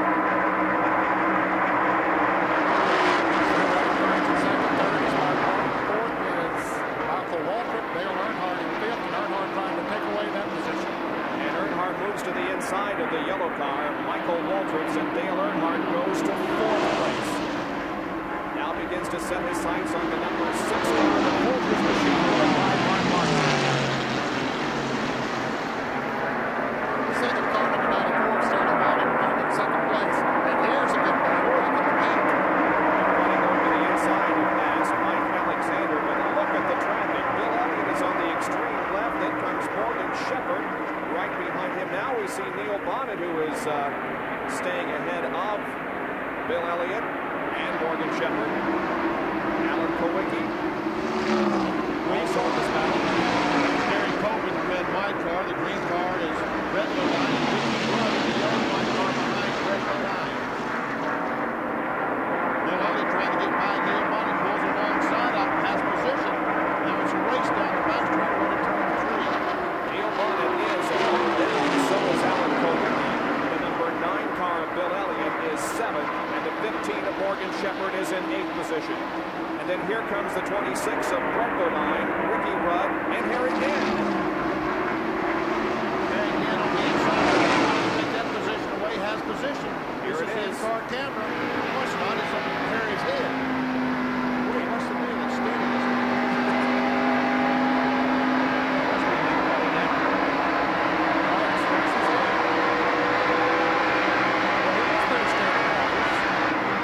Maybe those muscles have just got toughened up to where they can hold up. As we said, the camera only weighs 2 ounces, so I don't think it's, it was a nasty apron. You guys. This isn't the helmet cam. There it is. I knew something was wrong. we're doing sometime during the day. I know the guys in the truck are going to pull one on us about what they did. Ernie Irvin continues to sit on pit road, and they continue to work on that car. Jerry, update us, please. He's losing a lot of valuable laps. He hoped to have a great run today, but this is the reason that he had to come in. We mentioned the oil fitting. This is the one that came off the car. A little too hot to touch right now, but you see it's bent and bowed considerably. Right inside the edge of the fitting here where it was spewing oil out. That's why he had to come in to make the unscheduled stop. They're still trying to get a new fitting on the car. Some of the other lines are also bent inside the engine compartments where he's still sitting here in the pit. So Ernie Irvin sits on pit road as now we're once again with Harry Ginn and the helmet cam. That's Brett Bodine. Brett Bodine, I call him Ricky Rudd.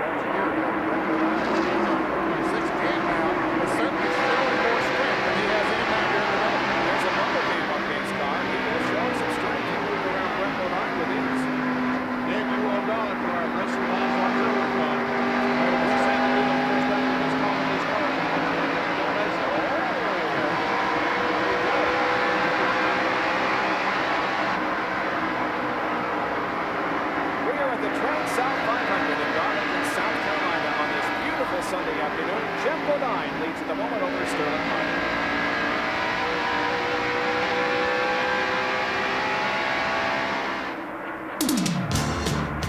Welcome back to Darlington International Raceway, NASCAR's oldest super speedway dating back to 1950. Today, live coverage of the TranSouth 500, stop number 5 on the Winston Cup Tour for 1990. And the race is now 113 laps old, and Jeff Bodine has checked out. He has really opened the gap between himself and second place Sterling Marlin, third place Mark Martin, and the 3-car of Dale Earnhardt. Now, this battle involves the 75 car of Rick Wilson, Bill Elliott, and Morgan Shepherd as we take a look at those who have dropped out of competition. Rick Wilson must be feeling awful good in that yellow number 75, the Dinnerville Oldsmobile. I was talking to Rick yesterday about his season, and so far it has been miserable. But today, he's got a great run. This is for 5th, 6th, and 7th position. Morgan Shepherd was the loser really on that last round of pit stops. He came in at 4th, came out about 8th or 9th. And he has worked his way back up now to the 7th position. Well, there are a lot of top contenders who are not in contention at this point in the race, and the reason is because of an accident that occurred very early on involving several, Dale Earnhardt and Kyle Petty among them. This is what happened as the cars went into turn number 1. Earnhardt and Kyle Petty try to go in turn 1. Kyle tries to get on the bottom of the racetrack between Ricky Rudd and Earnhardt, and Kyle Petty spins. Rudd does a fabulous job of missing him, but along comes Rusty Wallace, hits the Ricky Rudd automobile. We see the 28 car spinning, Alan Kowicki spinning. Rusty Wallace had severe damage to his car. He's not been competitive since then. Neither has the Ricky Rudd automobile. And that's the reason why these guys are not in contention. Rudd and Kyle Petty and Rusty Wallace, they are all more than one lap down to the field. Excepting car number 5 of Ricky Rudd, he still is in the lead lap, but Rusty Wallace and Kyle Petty are at least a lap down. Rick Wilson in 5th position, Bill Elliott in 6th, and in 7th position is Morgan Shepherd in the number 15 car. Dick Trickles, Phillips 66 in car number. That's Ken Schrader just ahead of him. Good battle for position going on here. The number 17 car is just ahead of Ken Schrader. That, of course, is Darrell Waltrip. And the 21 car, Neil Bonnet. He's going right up against that wall. One reason is because Bobby Hill is trying to get by him just to the left of the car. No Hill has to drop back. 25 goes by Darrell Waltrip. Waltrip tries to go back on the inside. He's not able to do that. Now, Ken Schrader made a late pit stop during that caution, so he has come from the rear of the field back to there. He was running 6th before the caution came out. In fact, he had been running 5th, but he was starting to drop back. That last caution was a real blessing for him because the handle had gone away on his Chevrolet. Here's Dick Trickle trying to go on the inside of Darrell Waltrip, number 3 and 4. Yes, that was 1 or 2 though. Glare was beginning to become a problem too at some portions of the racetrack. Now they're going in turn 3. Trickle looking for a place to go. He has to get off the gasoline there because the car up in front's going to slow down. That's the 21 car, Neil Bonnet. Who is a lap down. Showing 20 cars in the lead lap.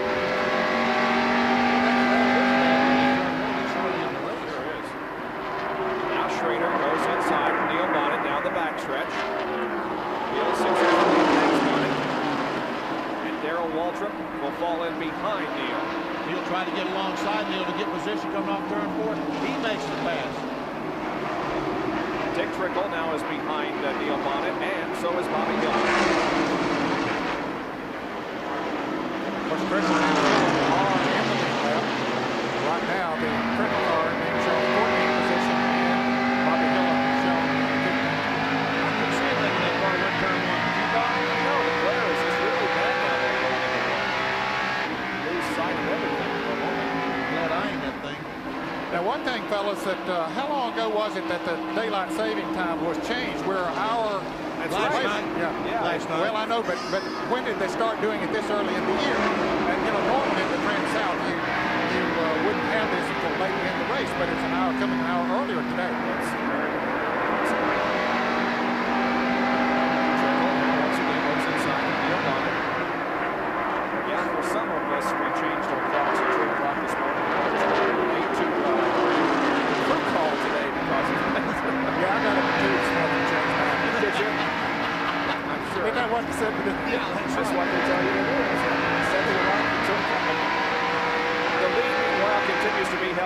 Jeff Bodine, and there are 20 cars on the lead lap. Here's a comment on Jeff's run by Jerry Punch. Well, the book on the radio continues to grow a little bit, and I think the Budweiser team has learned a valuable lesson. Early in the race here, about 70 laps ago, they made a pit stop and they put what they consider to be scuffed tires. Tires that actually have run about 15 laps here on the Bodine car. What happened? Well, Sterling Marlin and Dale Earnhardt followed Bodine down and passed him. Well, on this last pit stop that came in, they put sticker tires, brand new radials back on the car. They made no chassis adjustment whatsoever on the car, just sticker tires. And what a difference Bodine has checked out. Let's see what's going on in the Earnhardt pit. Kurt Shelton on standing by with Dick Berger. Your guy had a problem with the vibration. You took on new tires. Is the vibration gone, or is it still there? It's gone. We had equalized tires. Well, Bodine is checking out, though. You guys seem to be drifting back. What's going on? The 11 is probably the fastest car here. We got a couple cars between us. Really isn't a whole lot of point in trying to chase him right now. The middle part of the race here, we're just kind of miles behind him. We got to tighten the car up just a little bit more. We did both ways. We started out a little tight, now we're a little on the loose side. So we're just going to try to get him zeroed in here later on. Yeah, Richard Childress just walked through here with a wrench. They're getting ready on the next stop. They're going to change the chassis a little bit on Earnhardt. Try to make him a little faster so we can maybe catch up with Jeff Bodine. Dale Earnhardt currently running in 4th position behind Mark Martin, Sterling Marlin, and Jeff Bodine as 125 laps have been completed. Again, we're looking for the halfway challenge at lap number 184. And there is the number 6 car of Mark Martin putting a lap on Jack Pennington. Right in front of him, Sterling Marlin running in 2nd place.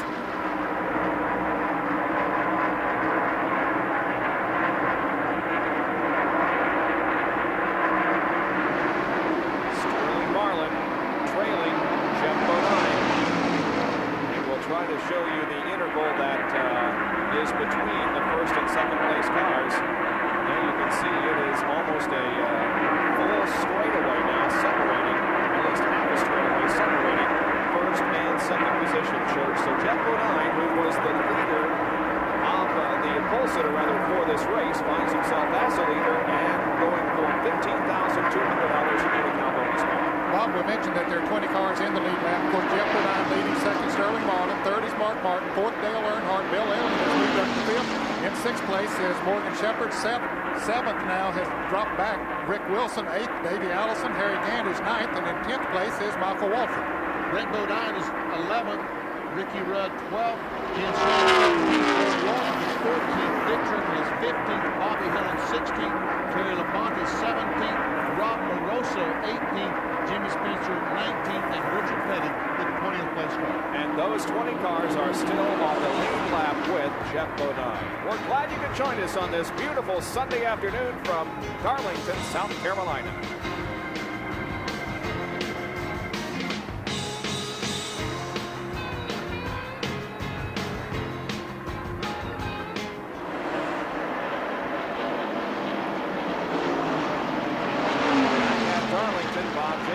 Jared, Benny Parsons, Jerry Punch, and Dick Berger bringing you live coverage of the TranSouth 500 Winston Cup race. The last Ford win here was in 1985 when Bill Elliott did that. Currently driven by Jeff Bodine is the leader of our race. 131 laps completed. The halfway point is 184.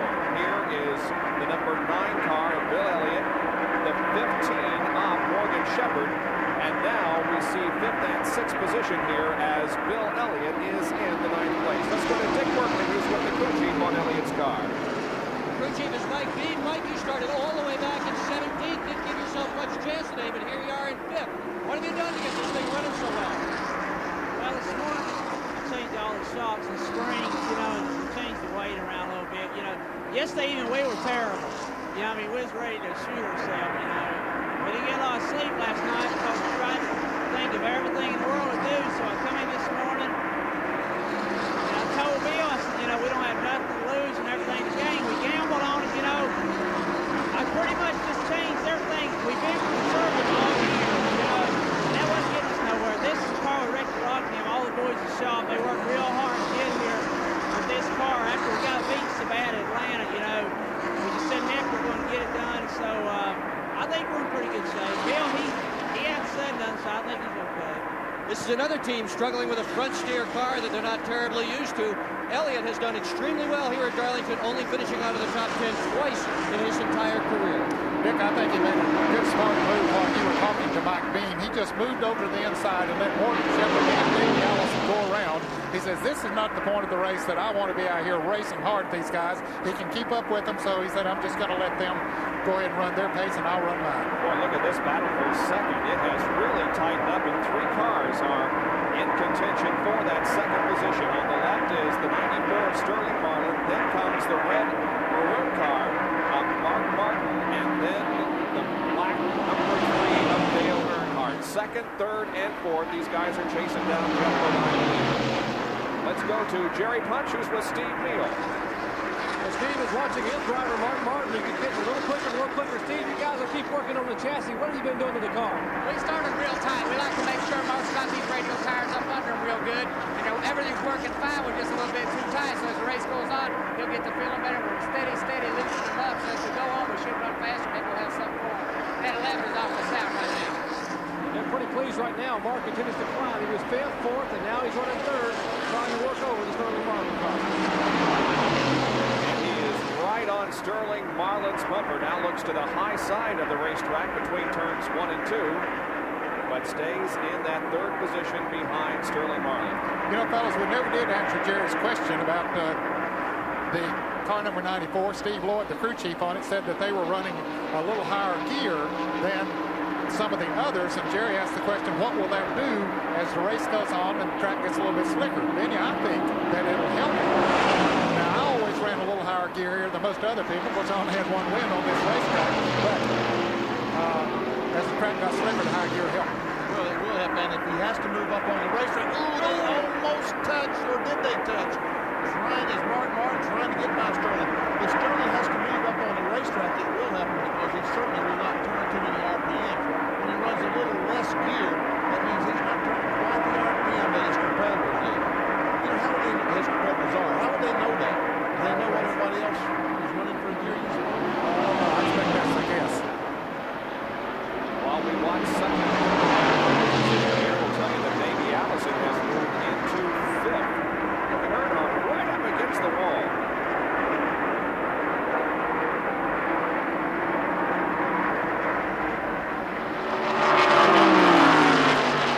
Pretty much stabilized now for second, third, and fourth since Mark Martin attempted that pass.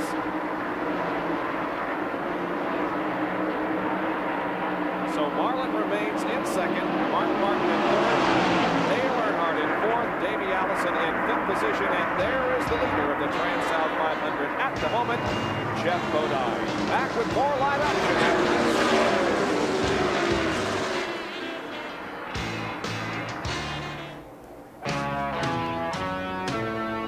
NASCAR's Winston Cup Division. Today at Darlington, South Carolina, the track too tough to tame in the TranSouth 500. We are live. Jeff Bodine is leading this race at the moment, but the driver who is on the move is Davey Allison in car number 28. There you can see that the 3 car of Earnhardt has moved into second. Third is Sterling Marlin. I'll make that the 4th is Sterling Marlin, and 5th is Davey Allison. Second place belongs to Mark Martin. Okay, Mark Martin for second place. That's all I want to do. And here's Davey Allison going to try to go by on the outside as Sterling Marlin moves to the inside of the track. There's Morgan Shepherd in car number 15. He might try to Boy, that takes a lot of nerve to drive up on the outside of someone coming off the second corner because you wonder, does he know that I'm here? Is he surely he knows I'm here? But most of the time, he don't know you're there. I believe the handle's gone away on Sterling Marlin. While we were in commercial, we had a shuffle of positions, and here's how it happened. Now remember, Sterling was in second when we went away from commercial. Here's how Mark Martin got around, and also how Dale Earnhardt was able to pass Sterling Marlin. This is coming off the second corner, and all day we've been watching the 94 car run right on the bottom of the racetrack in 1 and 2. He was high that time and not getting a good grip at all. Mark Martin got by, and he had to slow going in turn 3, so Earnhardt got the position and took third away from him. Davey Allison has had a fine run here. Now, remember, this guy has finished second and third in the last 2 TranSouth and talk to Robert Yates.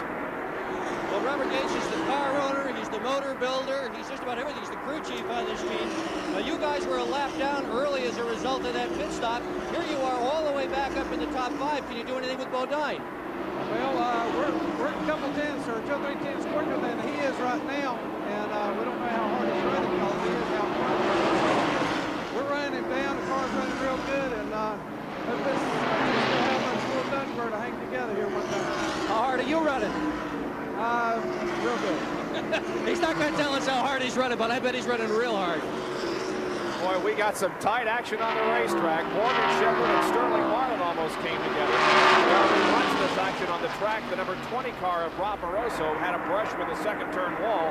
He came in and changed tires while running at 16th, and Moroso is back out on the racetrack. You said it was close action. I believe they got together. Yeah, I think they did too. I think they touched.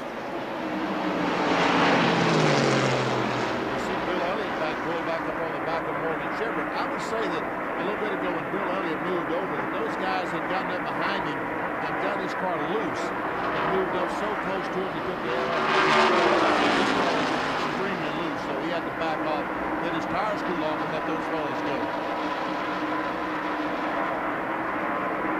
Let's go back and take a look at it in replay once again, and we'll maybe be able to determine whether or not they did touch. We'll get to that just as soon as Shepherd will try the outside again, perhaps. Well, we saw Mark Martin do that a little bit earlier, and now it's going to work for him. As Sterling gives him running room, moves to the outside. So now Morgan Shepherd moves into 5th spot. Here is the replay, and let's see whether or not they got together. Comes up alongside of him, but the car goes up the racetrack. And I don't think they did. Awfully close. Well, Sterling Marlin losing positions. Let's go to Dick Berggren and find out what might be the problem, Dick. I'm his crew chief, Steve Lloyd. Steve, what's going on? You're drifting down. He's complaining about the car's a little bit loose right now. We were running a lower groove earlier in the race. We think he's heated the tires up. We'll be here about 15, 16 laps, but the straight tires on it just spoil a little bit. We should be all right. There's a lot of guys that are complaining that they're loose. Earnhardt saying he's loose. Walton saying he's loose. All up and down pit road. They'd all like to make a pit stop, tighten the cars up a little bit. And here is Davey Allison and Mark Martin as they battle for 2nd spot. Davey Allison has just taken that spot away from Mark Martin. Davey continues his march towards the front. Now, this is probably the longest green flag run that we have had here this afternoon, and that's one reason that they're complaining about the cars getting loose, because they are slipping and sliding a little bit more. Now, about 10 laps ago, Jeff Bodine had a little over a 7-second lead on the car number 94 that was running second at that time. Right now, Davey Allison has moved into second place. He is on 6 seconds behind. So Robert Yates says that he is gained by it. That was quite a serial we saw there. He dropped back clear to 37th position just after the start of the race, and now he is back up to second. So Davey Allison is certainly having a good run here this afternoon, and he's trying to start a good season. He has finished no better than 13th in any event so far this year. And of course, got some relief from the race at Rockingham because of the fans.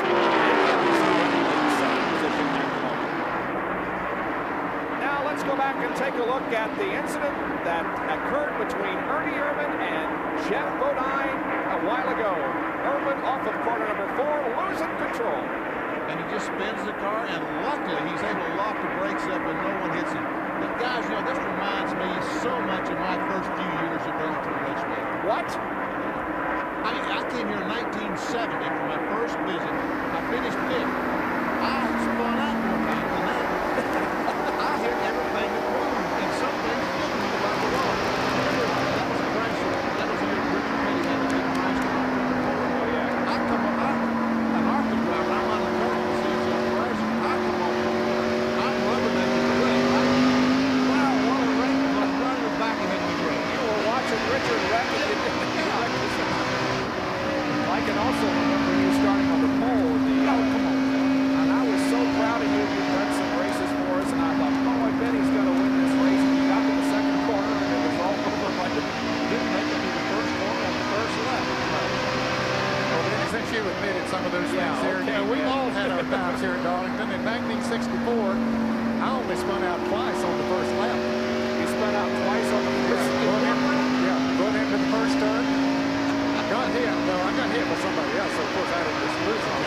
Got it squared away and took off down into turn 3. Got hit by the same man. Spun out again in turn 3. Finished fourth in the race, though. Not bad. There is Jeff Bodine, who is having no problems at the moment, leading this race over Davey Allison and Mark Martin. Good crowd on hand here in Darlington and beautiful weather. We'll be right back.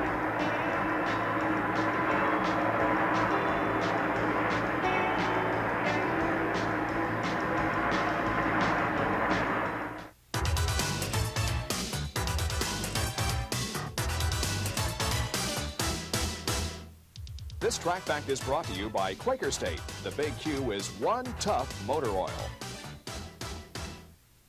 Virtually every Sunday, you'll hear us talk to a crew chief or driver who says, hey, I slammed the wall pretty hard with the front of the car, and I'm going to require a new front clip on the car, or else I backed it in the wall, and it's going to need a new rear clip.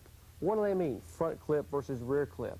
Well, what they basically mean is they're going to take that car back to their shop, peel the sheet metal off, and bring it to a car builder such as Billy Hess here.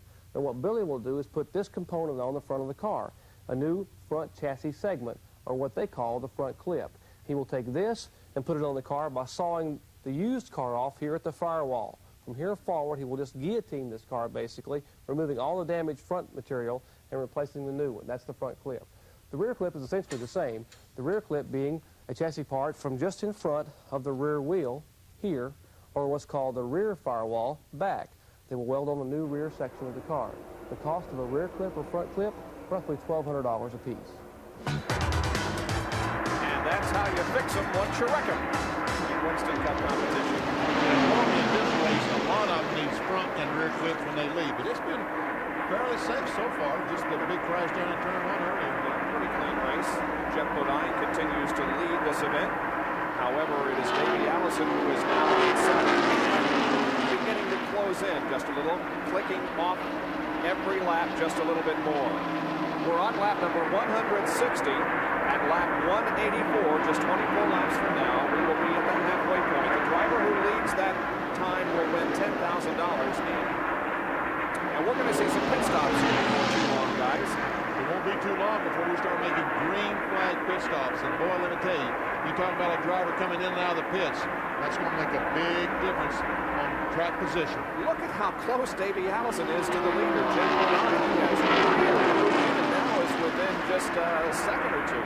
Yeah, he has really moved in on him, no question about it. Now David's sort of got blocked in some traffic back there that'll slow him down a little bit. Now he begins to get clear of that traffic. That gave Jeff Bodine a little bit of running room. Here is Neil Bonnie coming into the pits. Alan Quick, his crew is out on pit road thinking he's coming in very shortly. So green flag pit stops are coming up. Neil not among those in the lead lap, being shown in 22nd position, one lap down. The crew going to work on that car. 2 cans of fuel going in and rubber being changed on the right side. Will only take a 2-tire change, and Neil Bonnet moves back out. However, we do get an indication from that before long and everybody else is going to be coming in for some fresh tires and fuel. Rusty Wallace was in just a couple of laps ago. Rusty also running at least 1 lap down. He was involved in the crash. There is Bodine.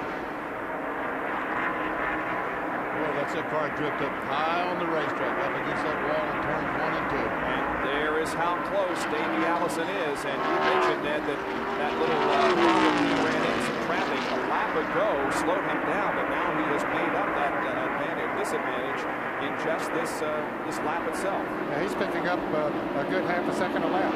Alan Kowicki is in the pit area. Dick Berggren is there. Well, this is a scheduled pit stop. It's going to be a 4-tire change. Up and down pit road, everybody's looking to see whether they're going to be 4 or 2-tire stops. They'll take 4 tires if they need to go a lot faster on the racetrack. They'll take 2 if they don't. Robert Yates just stuck 2 fingers in the air to his guys. They may change their mind, but Wicky's guys for sure are going to take 4. They're on the left side right now. Over the wall, getting ready to send them off.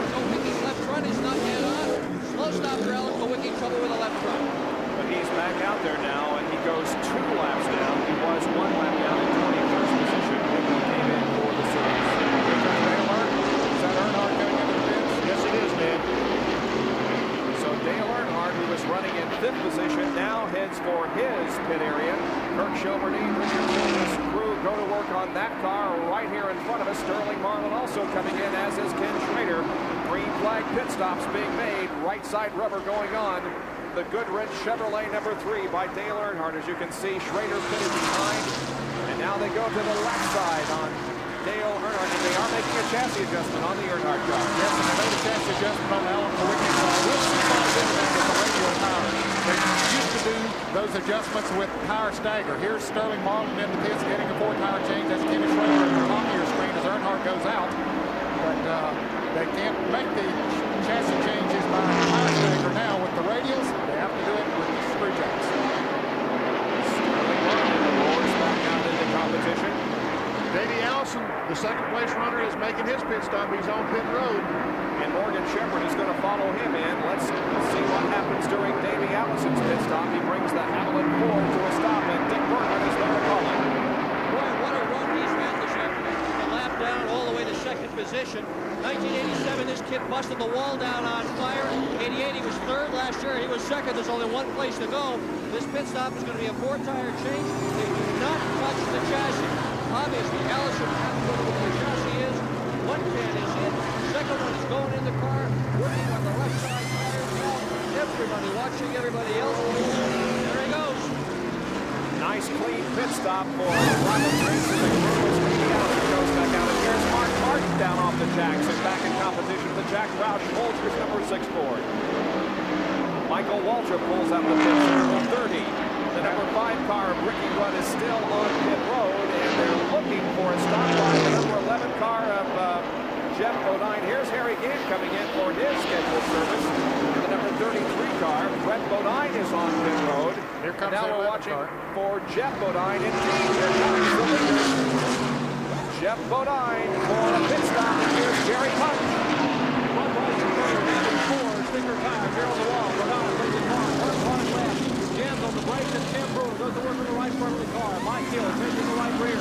Keith Rice, Jack on the right side of the car. He's clean the windshield. Henry Benfield, one cam in. Across the wall.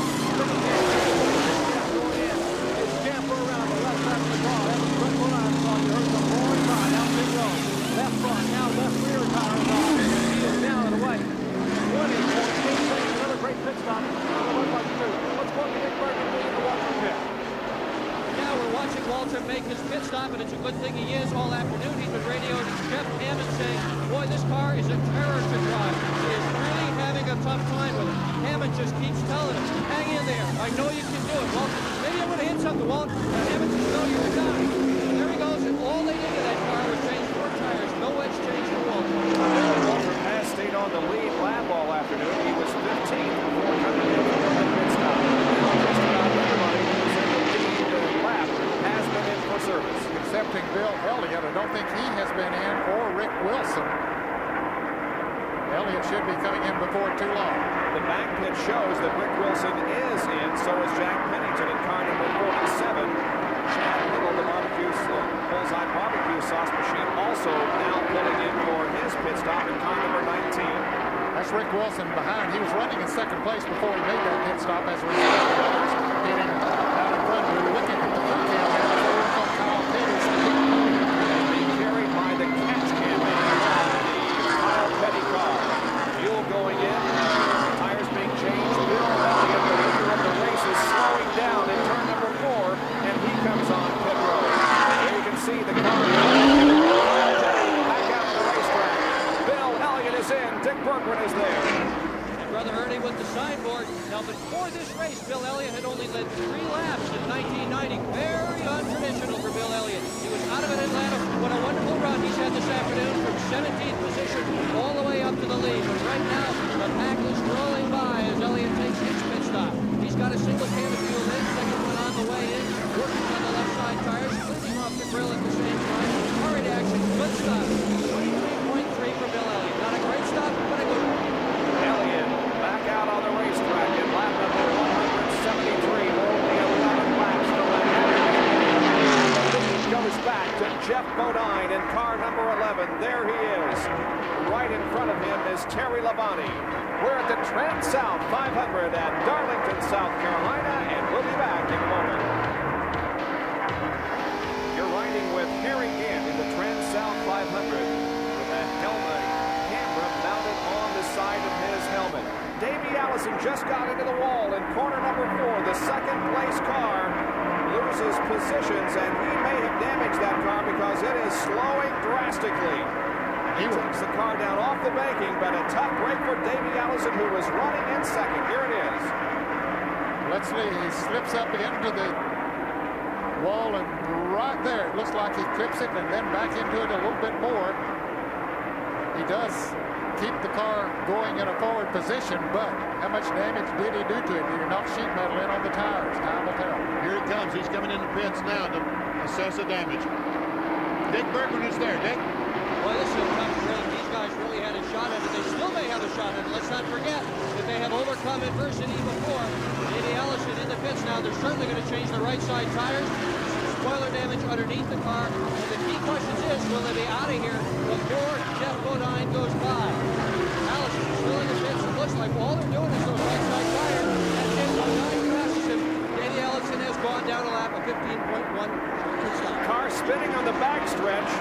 Caution is out. 57 car Jimmy Spencer in trouble on the backstretch, and the yellow flag comes out for the 5th time this afternoon, and it's been a long time since we had one. Here you can see Spencer's car to the inside of the racetrack against the inside wall separating the track from the pit area, and now he begins to pull away. Now here is Alan Kowicki trying to get a lap back on the leader, Jeff Bodine, but Jeff is going to hold him off as they cross the track. So we've had Davey Allison in trouble here in the last couple of laps, and also Jimmy Spencer. There is Spencer's car limping to the pit area after a problem over off of corner number 2. As we are under caution for the 5th time this afternoon, there is a busy pit road as just about all the leaders have come in for more service. Let's go to Dick Bergman, who's in Davey Allison's pit. Well, I think they may have an auto alignment front end. That should be no surprise. Right now, they've got tapes on the front and the back of both front tires. And what they're going to try to do is adjust that front end into proper alignment so the tires are towed somewhere near where they're supposed to be. This is a pretty good way of doing it. It's a little bit faster than the swinging method, a little bit more modern. Boy, what a tough break. Davey apparently just was trying too hard. Got in the 4th corner. They said nothing broke in the car, nothing failed. He just got into it. Davey sitting silent on pit road. Virtually everybody else is left. The only guy on here right now is Kyle Petty and Davey Allison. They've adjusted the front end of the car now. Full load of fuel, and they send them on. And Davey back out. We might mention that Jeff Bodine did not pit. Now here is the replay of the incident involving Jimmy Spencer from Harry Kent's vantage point, and he just missed it. he was waiting to see which way Jimmy was going to go, and he was going to make his decision. All of a sudden, he had to make a decision. Luckily, it was the correct one. Let's go to Jerry Punch, who's with Bodine's crew chief. We're with Tim Brewer here in the pits, and Timmy, as important as sticker tires are here, you opted not to come back in. I guess you felt the car's pretty about as good as you're going to get it. Well, you know, there's $10,000 on for halfway leader. If we stop right now, we'll get in a situation just like we were in Atlanta a couple of weeks ago. Regardless, we've got 4 tires. This place is awful treacherous to pass on. I'll take my chances with 10-lap tires on the front row and, you know, run for the 10,000. But, you know, it's one of those situations. Those guys back there with the fresh tires, you know, they're sitting over about 6 cars in between us and them. So that's going to push them. Well, Gillette right guard halfway challenge here, having a big impact already at Darlington. And Junior Johnson knows how to balance a checkbook, and $10,000 would certainly help him. Well, when they come around this time, it'll be the halfway point, but the rules say the money is paid 5 laps after the green flies.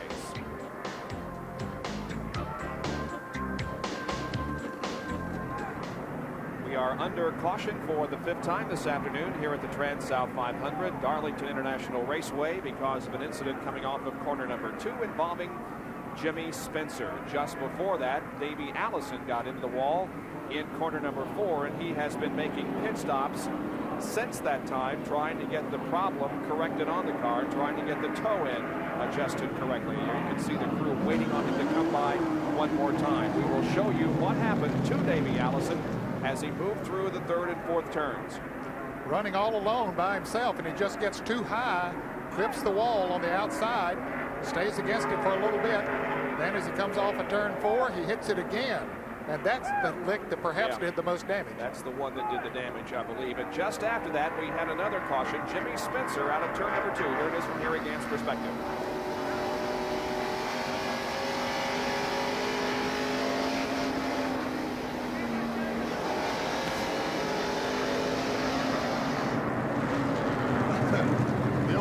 The old helmet camera would have took a lick there with it. Dick Berggren and Davey Allison spin. Well, this is the 4th time Davey Allison has been in. The problem is toe out. In a front steer car, when it's towing out, boy, you've got some significant front end damage. So it's going to be quite the miracle if they can get Davey Allison back in this hunt again. He's already gone down 1 lap at this point, still sits here in the pits. Well, what a tough break for this young man. May well have been on his way to his first win in 1990. Yeah, it was certainly the best performance that he has turned in all year and was really looking good. He was running in 2nd position when the incident occurred. We are still under caution. We are past the halfway mark, but again, the money of the halfway challenge is not paid until the 5th lap of green, and we will be going back to green next time around. The leader of the race at the moment is Jeff Bodine, and 2nd position belongs to Brett Bodine in car number 26. 3rd is Ray Wilson, 4th is Bill Elliott, and in 5th position is Mark Martin.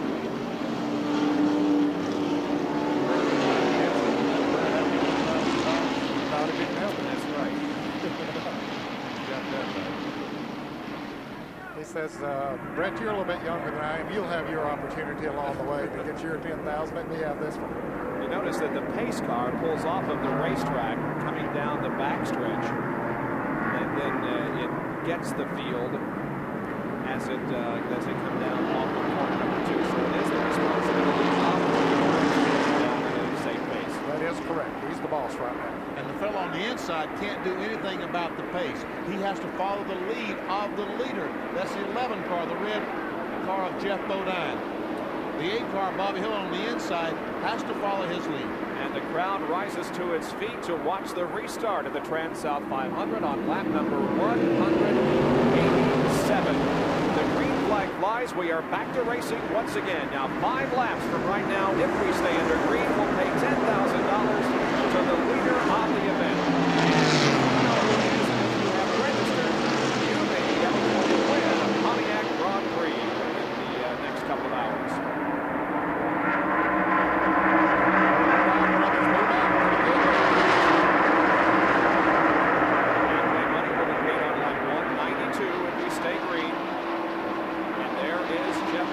Stretching out the advantage over his brother.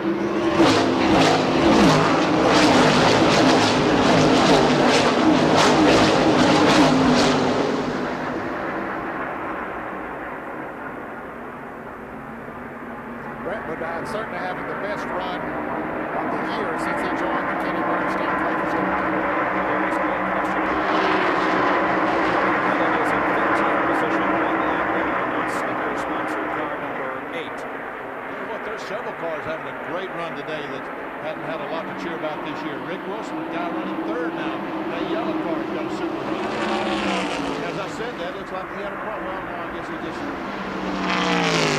looks like he's back up speed now. There is Rick Wilson, car number 75, the dinner bell meets car. 3rd place, 4th on the racetrack behind the lap car. Unexpected is on the move once again as he threads his way through traffic and tries to get back up into a competitive situation. He restarted the race in 8th position.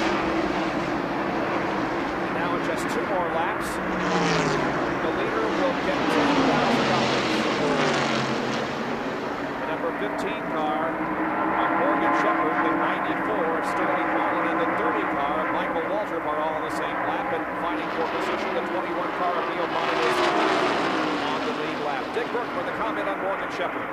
Well, this is Morgan Shepherd's best run ever this deep into a season to be running in 2nd position in the points. You know, racing philosophy says never change more than one thing at a single time. This team, however, changed all their cars. They went from rear steer to front steer, and they also changed their driver. So that's 2 major things that they changed over the course of the winter. But it's really working, and it's working in a way that's different than many other teams. Morgan doesn't come in and tell these guys it's pushing, it's loose. He comes in and says, I want 25 pounds more spring in the right front. Greg runs better. It's running well now. We're coming up to the halfway point. Indeed it is. The halfway challenge money being paid right there to the leader, Jeff Bodine. Jeff Bodine is the leader of the halfway point and is the driver that you need to know if you are called in the next hour and have registered to win that Pontiac Grand Prix. Jeff Bodine from Chemung, New York, number 11, is the leader of the race. Here's the number 75 car and the 6 car of Mark Martin battling for position. And there is Ernie Irvin also right there. Of course, Ernie lost several laps earlier when he had a problem, but apparently that car is running very well. And here comes Dale Earnhardt to the inside the racetrack as he tries to move around Rick Wilson, and he does so going into turn 1. Not only Earnhardt, but also Morgan Shepherd, Sterling Marlin, Bill Elliott. Great group of cars. Watch out the back windshield of Ernie Irvin's Kodak Perez car.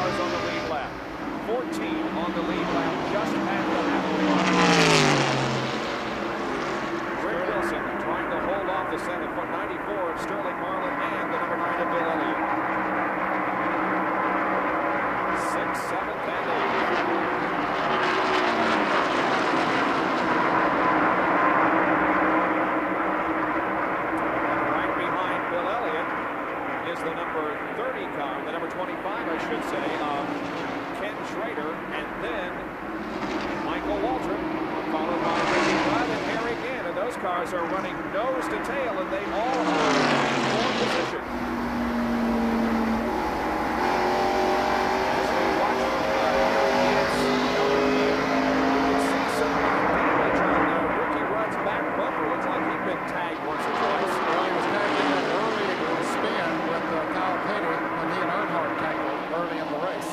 As a matter of fact, what you see on the left rear of the 5 car is where Rusty Wallace got all his damage. He drove the right front of his car, hit Ricky Rudd. So Harry Gant moves to 11th position as he's able to go around the number 5 car of Ricky Rudd. The lead continues to be held by Jeff Bodine in the TranSouth 500 in Darlington. Back after these messages.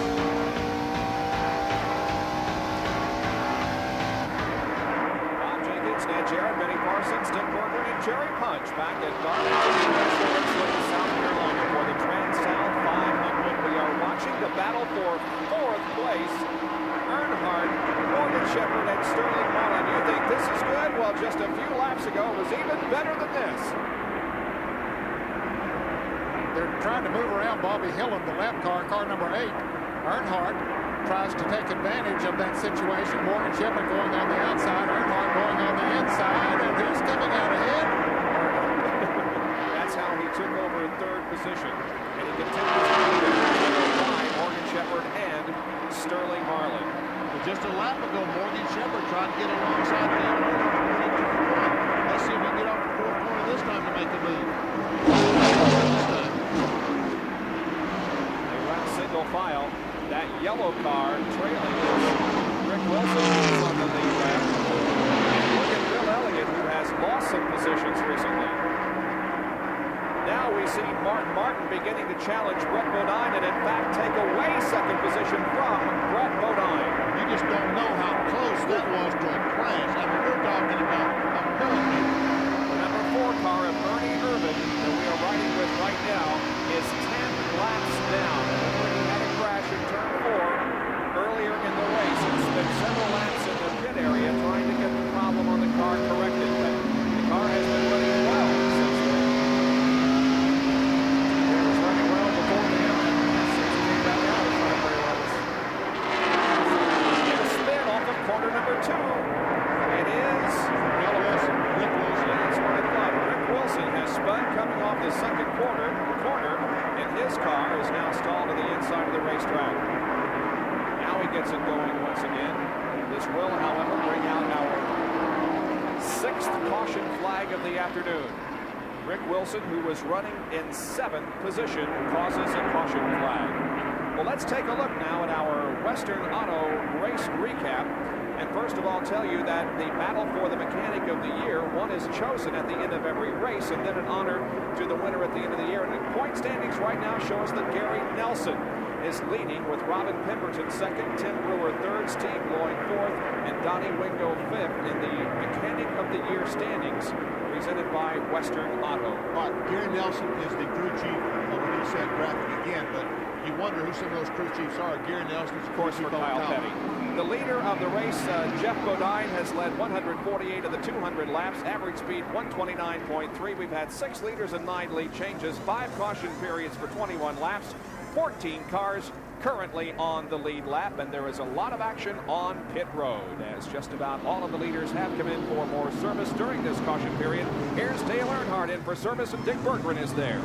Well, the last time they came in for service, they put about 9 rounds of bite in the car, and that helped a whole lot. This time they're putting no bite in, but boy, they're having trouble with the left rear tire. They haven't quite gotten it on. Morgan Shepherd, who he's battling with, is already out ahead of Earnhardt. Earnhart says the car's a little better, but he's going to have to pass Morgan Shepherd. He's been having trouble with him a bunch this afternoon. We're on the crew can man on Kyle Petty's car. There goes Kyle back out onto the racetrack.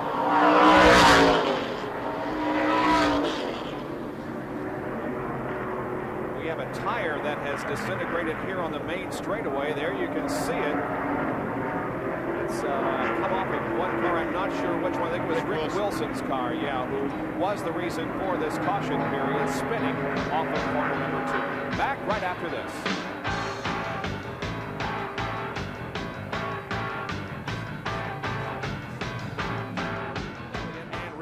We are under caution, and while we have the opportunity, we'll take another break and be right back to Darlington International. The field is accelerating coming off of corner number 4, and we are going back to green. Race conditions once again on Darlington International Raceway. 209 laps completed. The leader is Ken Schrader. Second position is Jeff Bodine. The number 4 car, once again, Ernie Irvin not on the lead lap. He's trying to get one of his 10 laps, and he has lost back. There is Jeff Bodine, who has dominated most of this race, currently finding himself in second position to Ken Schrader. Wow, Schrader is just not backing up. Those 2 cars have run a complete lap side by side, and they go up down. Oh, the 3 abreast. Talk about side by side. 3 abreast going into turn 1, and they all survived. Meanwhile, these guys are still side by side. This is a lap and a half. Ernie Irvin trying to battle back and get one more lap.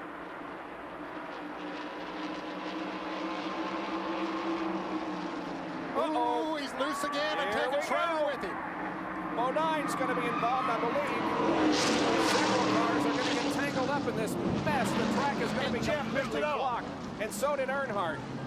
Earnhardt got through unscathed, I believe, but we have a mess down off of corner number 4. The racetrack is almost blocked. It was blocked at one time, and there is Ernie Irvin as his car. Wow, it's a mess this time. It is badly, badly damaged. The driver compartment, however, stayed intact. You can see that Ernie is in perfect condition. Just, I'm sure, very, very disappointed with the way that his day has gone. The second time this afternoon that he has lost it coming off of corner number 4, or at least had a problem coming off of corner number 4. Rick Wilson's number 75 car and the 52 machine of Jimmy Means involved. The number 11 car of Jeff Bodine is on pit road.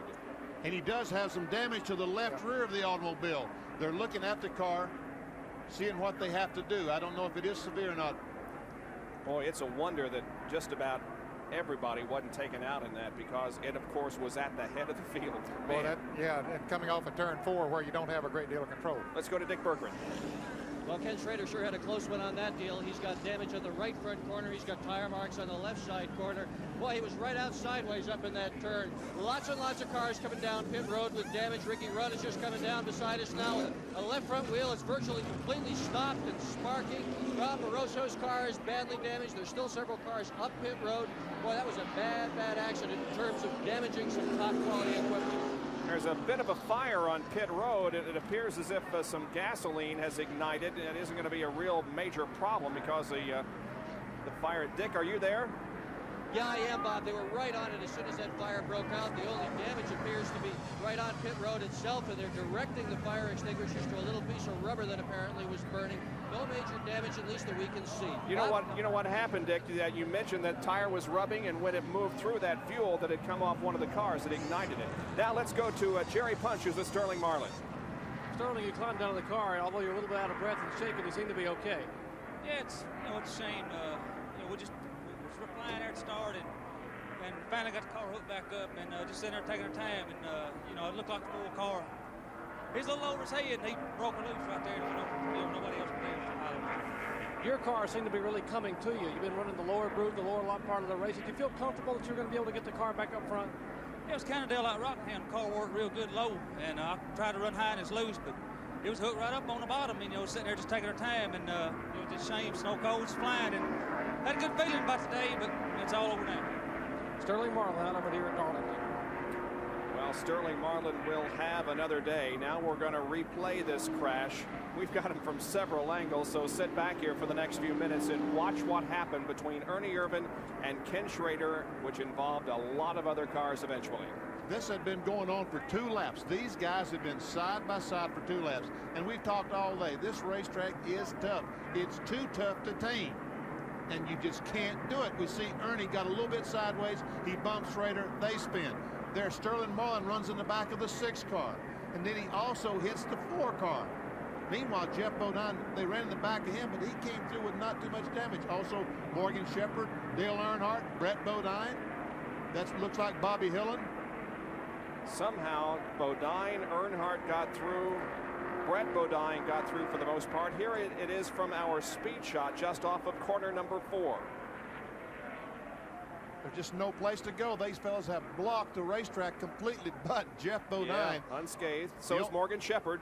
The guy that took the real hard knock, it appeared, was Sterling Marlin, the 94 car. Well, Ernie gets tagged pretty good there by Ricky Rudd and gets tagged again by somebody. Well, we got another angle. Once they get sideways again, and they touch. They and touch. Around they go.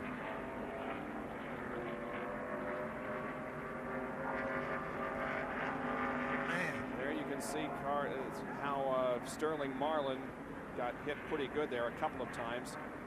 And now you thought that was spectacular. Watch this and listen to this.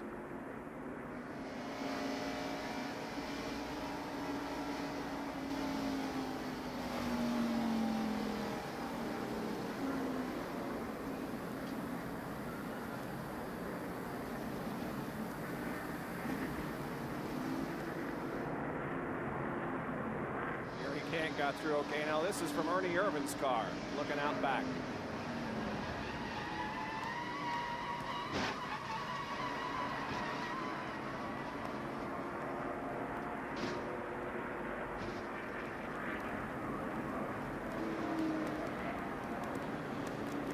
And Jerry Punch is with Ernie Irvan. We might want to mention, Bob, that Jimmy Means and Rick Wilson both have walked by me here in the garage area and appear to be okay. A little bit upset, but okay. And let's talk to Ernie Irvan. Ernie, you took quite a lick out there. First, are you all right?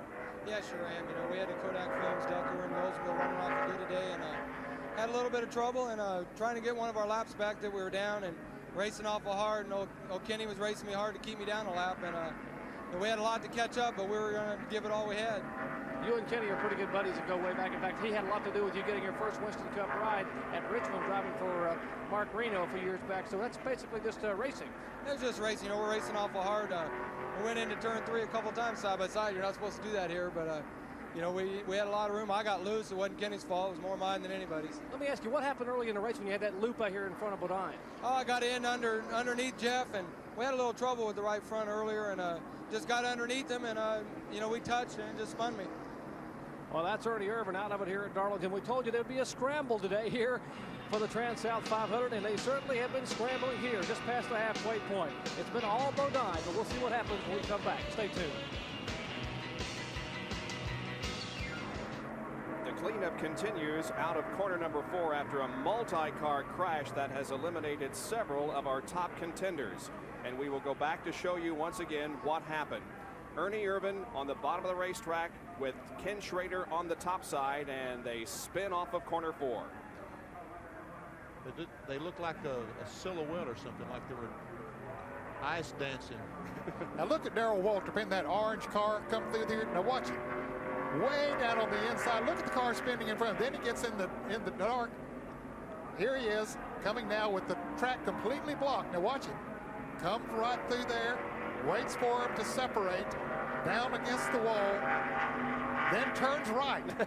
Square right. Comes out through there and comes through that unscathed. Nice job by Darrell Waltrip, who was running 13th position, and he finds himself now in 5th. Well, the cleanup is going to take some while, so we have a very special feature that we would like to show you as part of our ESPN telecast here this afternoon. Now, Darlington, to many of us, means a yearly reacquaintance with a famous personality who lives not too far from Darlington International Raceway. So ESPN now takes you behind the wall and visits the home of this famous personality whose home is near Darlington International. Jerry Punch.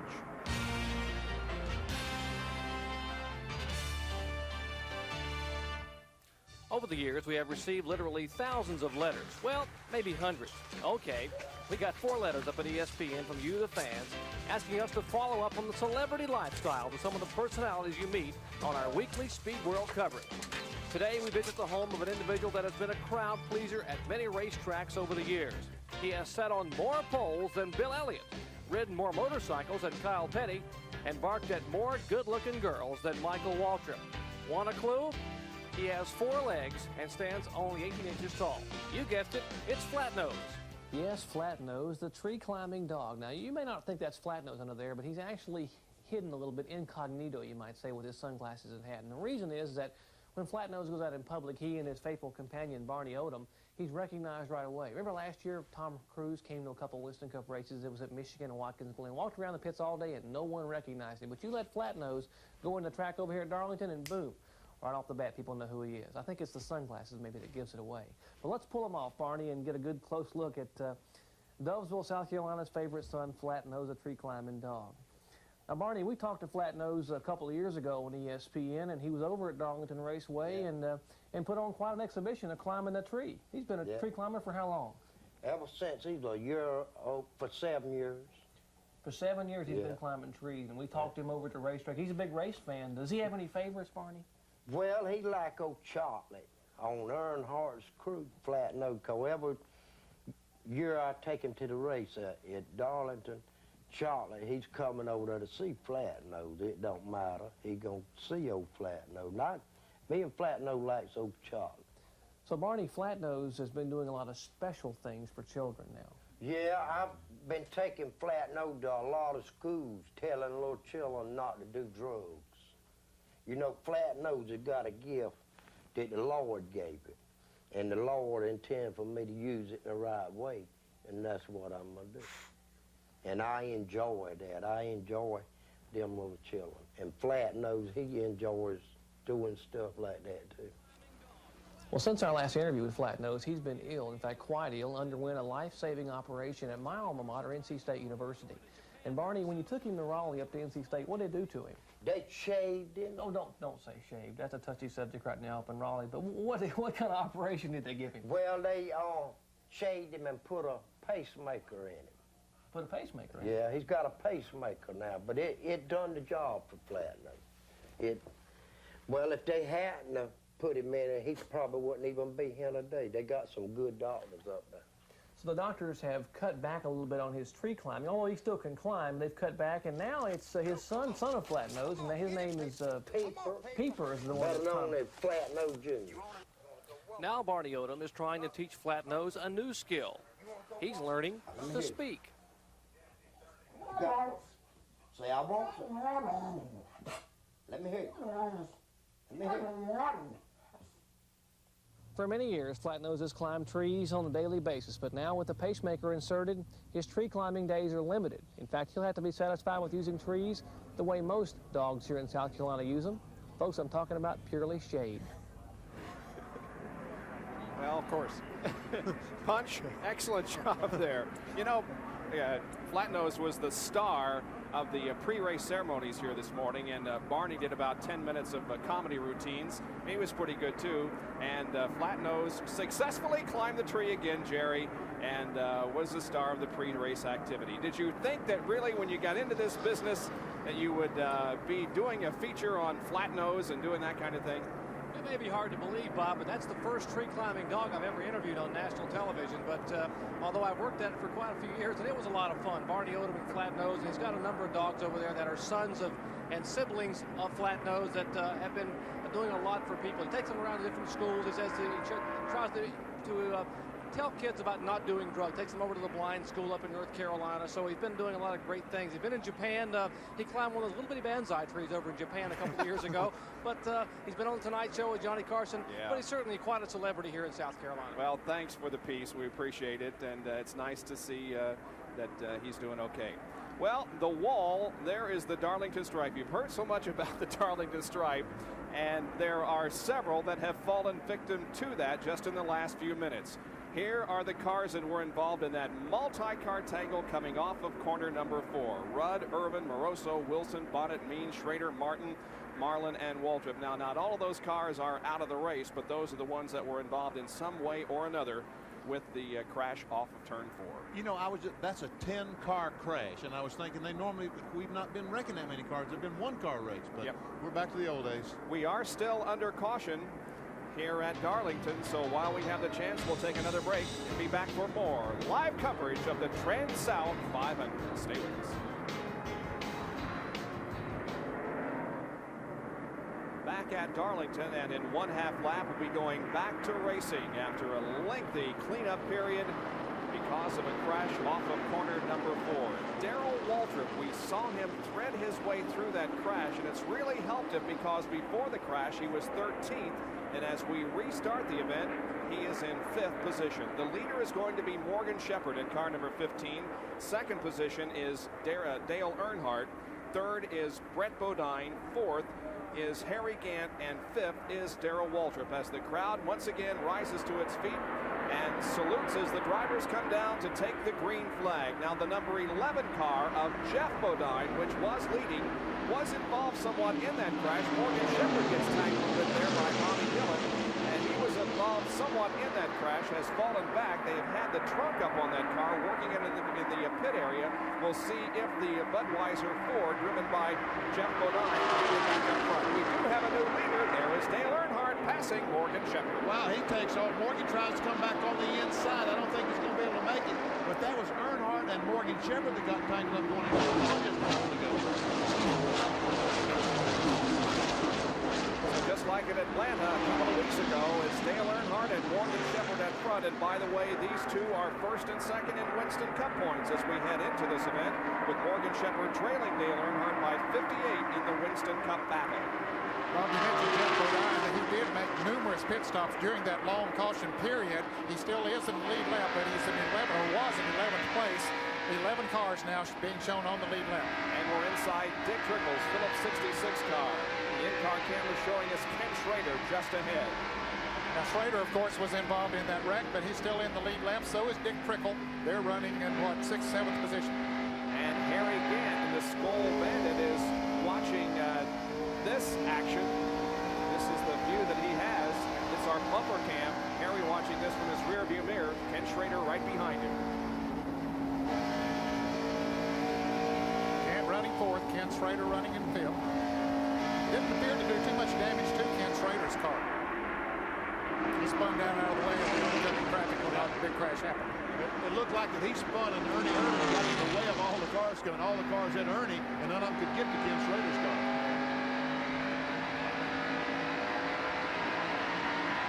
Dick Trickle has had a very good race in the Cale Yarborough car. That small break that we saw in the windshield there in the very first lap, or the first few laps, really hasn't grown much throughout the afternoon. I told you wasn't going to do it. Yeah, you were right. Ooh, what in the world? Harry Gant must have slowed dramatically. Dick Trickle will go in with Ken Schrader side by side. Schrader said, I've been out here, but I don't know if I want much more of that or not. That's for sure. Let's see if he tries racing Dick Trickle in the third quarter like he did Ernie Irvin. He remembers what happened not too many laps ago. He's going to let Dick Trickle go ahead. This time he's backed up.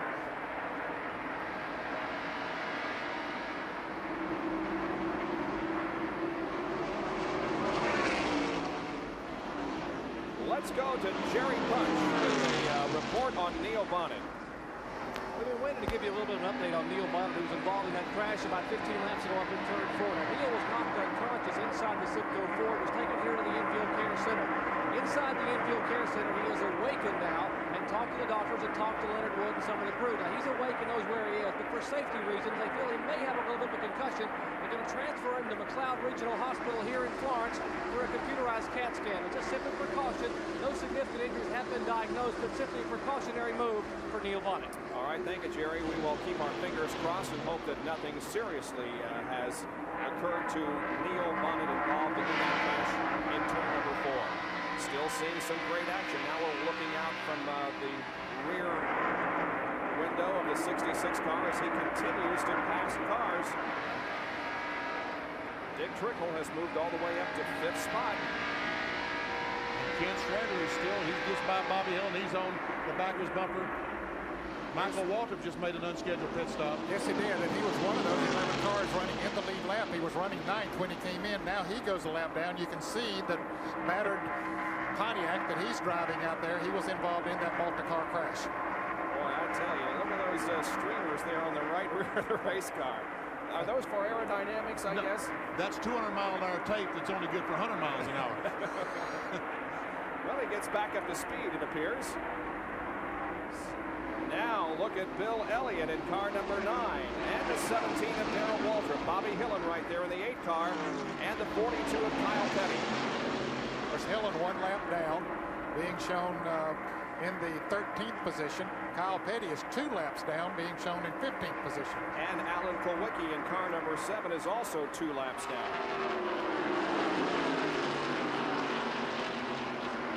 There is Jeff Bodine in number 11, who is beginning to come back. He had, of course, some problems after that crash. And Dick Berggren, perhaps you can tell us exactly what those problems were. The primary problem, Bob Jenkins, was the oil tank in the back of the car. You keep the engine oil in an aluminum tank near the left rear tire. That tank was fractured. Well, maybe Jerry Punch ought to be doing this piece, because, boy, it sure was some surgery. They stuffed that thing full of rags and vice grips, and they clamped it, and they glued it. Now it's not leaking, they hope. Tim Brewer says their biggest problem is going to be weeding their way through all this traffic back up front.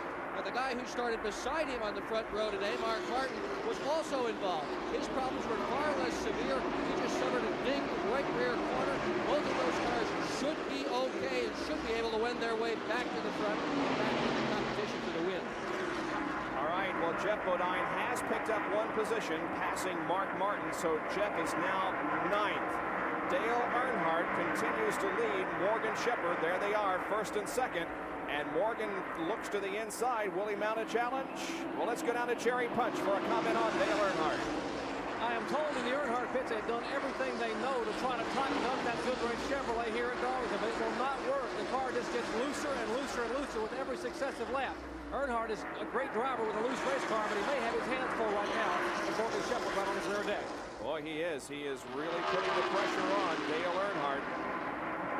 And there is Davey Allison, the 3rd car there in line. Allison is 1 lap down, however, after running with the leaders for many laps. Davey Allison is now shown in 12th position, 1 lap down. We are live at Darlington International Raceway in South Carolina for the TranSouth 500. the track they call Too Tough to Tame, Darlington International Raceway in South Carolina. We're live today for Winston Cup Racing, the TranSouth 500. And we are on lap 239 with Dale Earnhardt from Kannapolis, North Carolina, leading over Morgan Shepherd in car number 15. In third position is the number 26 car of Brett Bodine. Fourth is Harry Gant, and in fifth position is the 66 of Dick Trickle. Morgan Shepherd just a couple of laps goes right over the front of Dale Earnhardt. He went down in turn one, got up and almost got in the wall. He might have just brushed the wall. I think he's kind of backed off, said, I think I'll let Earnhardt's car get a little bit worse before I try to pass him again. Meanwhile, as we watch those cars that have dropped out of the race, Davey Allison seems to be hanging right with these guys, and if he could get his lap back, he could again be a contender. Yes, he could. He has come from one lap down already, and then he brushed the wall, got another lap down, and is in position there perhaps to get that lap back if he can just move around those two cars. And again, a lot of these cars that have dropped out of the race, a result of that accident out of turn number 4. Now we'll take a look at those who are behind the wall, but not necessarily out of the race. Neil Bonnet, once again, is being checked over at a local hospital for a possible concussion. He was knocked unconscious during that accident up at turn number 4. So he is taken to the hospital for precautionary measure.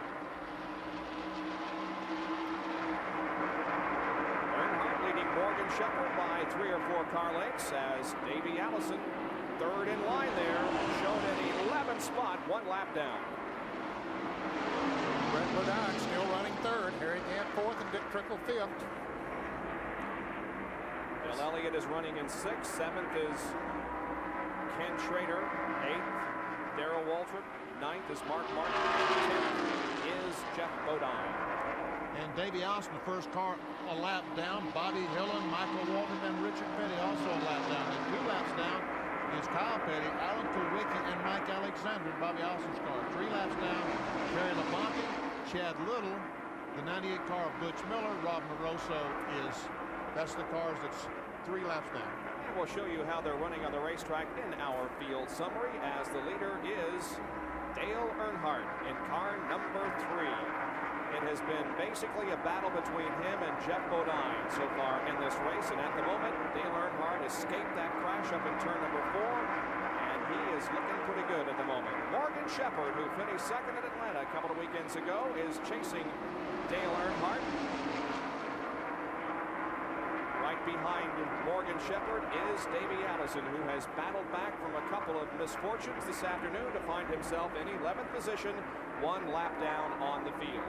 Then comes the number 26 car driven by Brett Bodine. And boy, you just can't say enough about the performance that this guy has turned in so far today. The Quaker State Buick, owned by Kenny Bernstein, by far the best run that they have had all year. You can see there his Darlington finishes 14th and 6th. Brett Bodine from Chemung, New York, currently running in 3rd position. 4th is Harry Gant, the defending champion of the TranSouth 500, who himself has not been up among the contenders today, but he has always been on the lead lap, and I don't think you can count him out before this day is over. And following him, Dick Trickle, who last year won the Winston Cup Rookie of the Year award.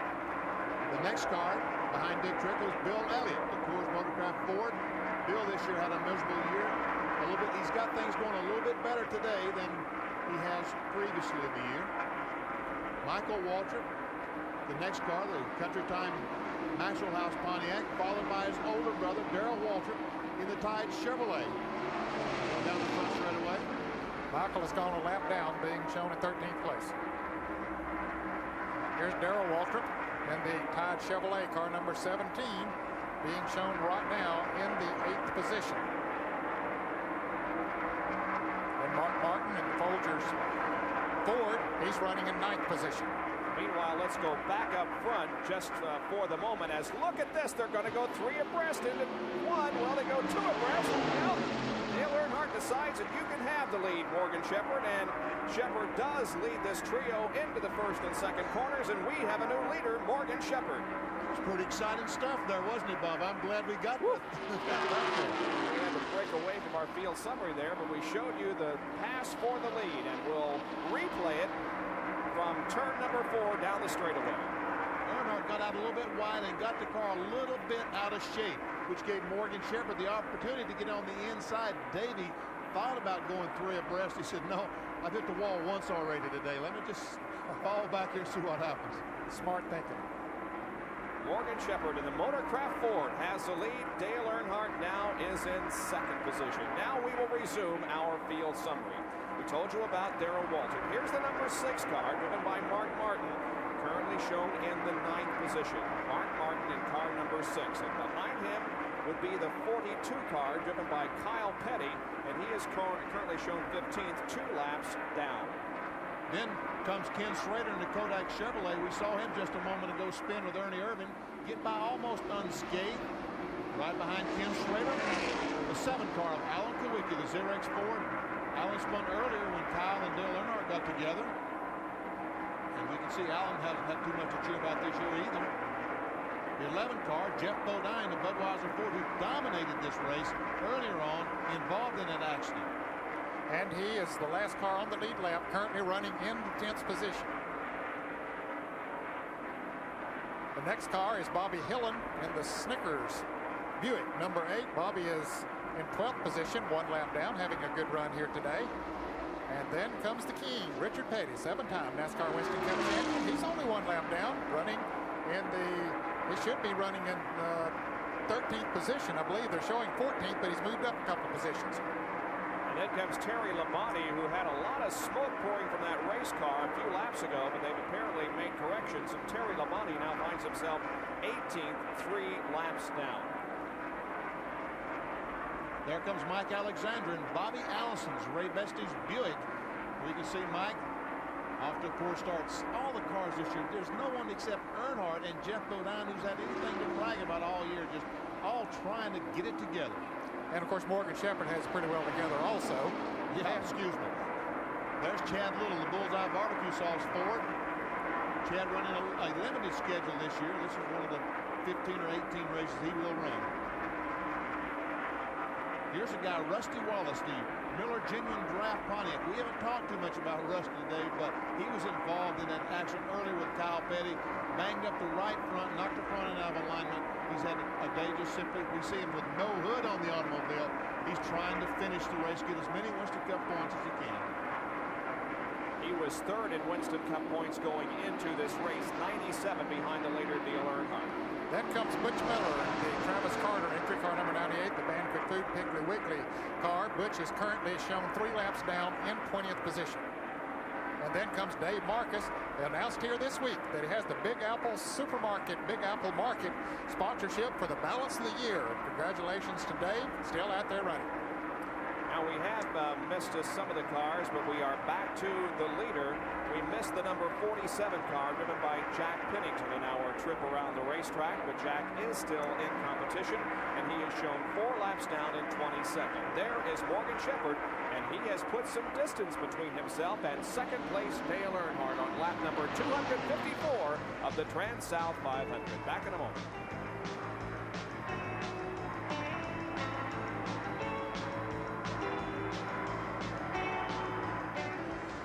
257 of 367 laps completed here at Darlington. The leader is Morgan Shepherd. Dale Earnhardt is second. Brett Bodine third. Harry Gant fourth. And Dick Trickle is in 5th position. Running 6th is Bill Elliott. Mark Martin is 7th. Darrell Waltrip 8th. Ken Schrader 9th. And Jeff Bodine running in 10th position. And at the moment, it is Morgan Shepherd from Conover, North Carolina, showing the way in the TranSouth 500. And he has opened up quite a lead on Dale Earnhardt. In fact, it's about a half a straightaway lead. Jerry Punch is down in the Morgan Shepherd pit. We've got Greg Moore, who is one of the sons of car owner Bud Moore. Now, Greg and Darrell are in the engine department of this team. And Greg, you guys have really been working on the car, getting the chassis a little bit better and better. And finally, he was able to get around Earnhardt a little while ago. Yeah, Jerry, Morgan's doing us a real good job. We've made one adjustment, put one roundabout in the left rear, and he says everything's going good. Tire wear is good. The radio's working out. We're just in a real good position right now. After a pit stop, he seemed to fade a little bit. Why? Well, some of the guys, I believe, have been coming in and putting on 2. We put on 4 every time, and we just don't want to be doing no gambling at this stage. We think he's running good enough to where we're going to give him the tires and let's take our time. That is Greg Moore here. I feel like the car really is good on used tires with the sticker tires that aren't quite as quickly as they'd like to be. Let's go up pit road to Dick Bergman. Dick? Well, Jerry, I'm in the Bodine brothers pit of sorts. They're almost next to each other here. Jeff Bodine, who had started on the pole, led so many laps before being involved in that accident, is still riding in the back of the pack, although on the lead lap. His primary problem, the car is loose. They have to be very, very careful here at Darlington with a loose car, because if you're not, boy, that concrete wall is awful, awful close. Meanwhile, Brett Bodine running in third position. He's at the other end of the scale. He's tight. That's right where Larry McReynolds, his crew chief, says he wants him to be. Control a tight car. They say they're going to stay on the conservative side, leave them a little bit tight, leave them stay out there, and try to keep that thing running up front, as it has been much of the day. So it appears as if the Unocal bonus money won't be awarded this afternoon if Jeff continues to have those problems, because he is in 10th position. Now, Harry Gant is about to catch Brett Bodine for third place. Yeah, Brett had pulled out to about a 3-second lead over Harry Gant, but Gant now is moving in on him. You can see there's only half a dozen car lengths or so before he gets to Brett Bodine, picking up pretty good every lap.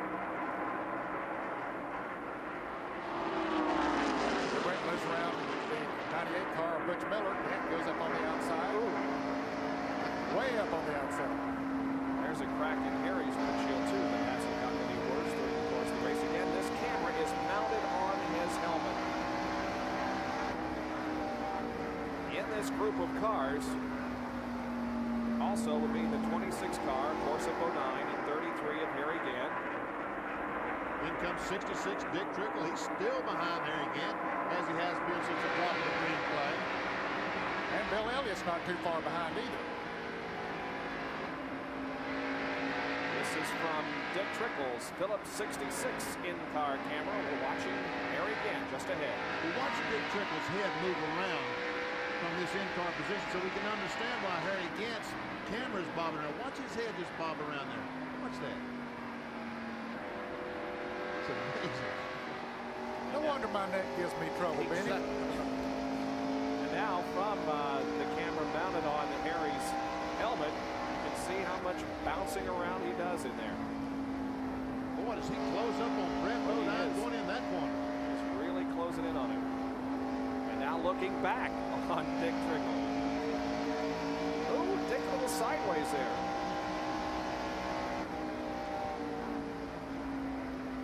And now Dick looking at Harry Gant. And I'll tell you what, these cars are close. Trickle's on the inside of Harry. Here comes Dick Trickle moving inside of Harry Gant. Nope, let him go. Got a little loose back end there on Trickle's car coming off of turn 2. Well, they are really tight, the three on them now as they come off of turn 4. There you can see them in their battle for third position. Brett Bodine, Harry Gant, and Dick Trickle. Nose to tail.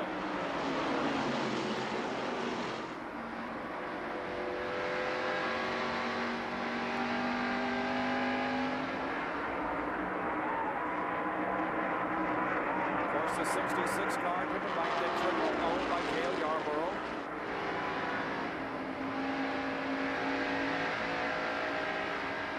And we have 100 laps to go in the TranSouth 500. The leader of the race is Morgan Shepherd, and number 15, the Motorcraft Ford, prepared by Bud Moore. Second place is Dale Earnhardt, as we continue to bring you live coverage of this Winston Cup race here at Darlington. Back in just a moment. There is some tight racing action for third place on the track. Harry Gant at number 33 has passed Brett Bodine for third, and now here comes Dick Trickle in the number 66 car trying to get by the 26 of Bodine. And Dick Trickle goes into third position, dropping Brett Bodine back to make that fourth. Well, wait a minute. Bill Elliott got by him, so that dropped him back to another position. You got to keep up here, Bob. Yeah, Dale Earnhardt's running second, Morgan Shepherd leading. Harry Gant moved into third when he moved around the Brett Bodine car, and then Dick Trickle went into fourth. Now, Michael Waltrip is a lap down in the car number 30, the yellow car that we see moving around Dick Trickle, but he's really running fast. Bill Elliott just about grazed the wall up in turns 1 and 2. The car running awfully high, which is, I think the car is probably a little bit loose. He's having to go up there and try to catch some green racetrack. But unfortunately, they all went up there, and there's none left.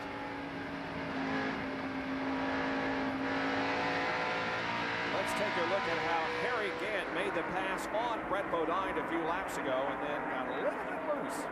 Well, it was between turns 3 and 4 that Bodine went high. Gant took the opportunity to dip right under, but then look what happens to Gant as he comes off at turn 4. The back end almost gets out into the wall, but Gant brings her back in. Dale Earnhardt is headed for pit road. Dale Earnhardt is making a pit stop. The guy that was running in second position, Jerry Punch, is in Dale Earnhardt's pit. Cecil Gordon and the crew now hold the signboard up the bright orange Goodrich board. Now they go to work on the right side of the car. They will change right side tires. It will be a 4-tire change here under the green for Earnhardt. They have taken the left side. Scott Lucan now takes the left front and left rear lug nuts off. Moving around the left side of the car. Will Lynn, David through now. Jeff Bodine also making his way down pit road in the Budweiser Ford. Let's go down to Dick Burton as they finish the Earnhardt stop. Well, they needed to make this stop for sure. That loose problem, they now think possibly they had an equalized tire on the car. They also have made contact out there. The left front tire shows that they have rubbed up against somebody who had a blue car. It's going to be a 4-tire change. This is routine stops. Everybody's figuring they're going to have to come in along about now and get a set of tires and get another load of fuel. Bodine is done and he is gone. So both Dale Earnhardt and Jeff Bodine have made their pit stops, and here comes Morgan Shepherd, the leader of the race. Let's go back down to pit road. The Bud Moore and that Motorcraft crew will go to work on Morgan Shepherd's Ford Thunderbird, the leader in the pits now for right side tires. Greg Moore now cleaning the windshield. They have changed right side tires, and likewise, Morgan Shepherd will get 4 tires.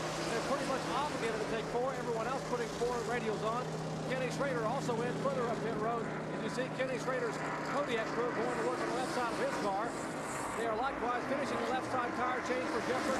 Pumping up the fuel. Shepherd is down and away.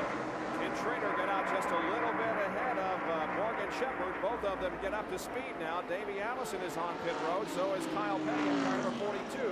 There is Morgan Shepherd, who gave up the lead. Moving back out to the racetrack. Here is the crew cam, the catch can man on Kyle Petty's car.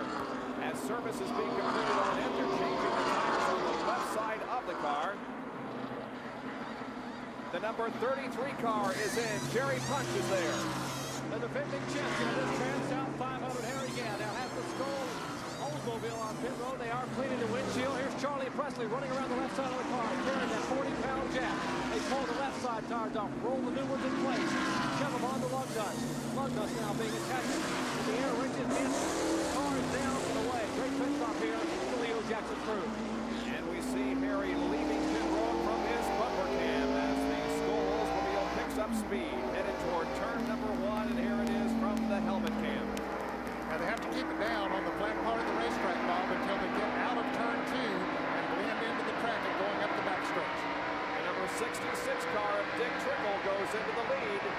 Because of the pit stops, Dick Trickle is the leader of the race as we continue to watch Harry Gant build up speed. There is the 66 car of Dick Trickle staying on the racetrack, while the number 9 car of Bill Elliott drops low on the banking and heads for pit road. Dick Trickle leads lap number 278. Here is Bill Elliott in for a pit stop on the Coors Melling Ford. And they'll go for a 4-tire change as well.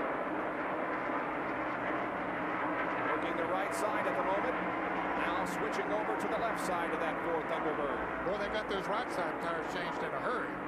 About 12 seconds. You've got a good one going. And the work is completed. A good stop in 21.5 seconds for Bill Elliott. He goes back out onto the racetrack, and we understand now that the 66 car of Dick Trickle will be coming in next time around. There he is. Let's see if he makes his pit stop.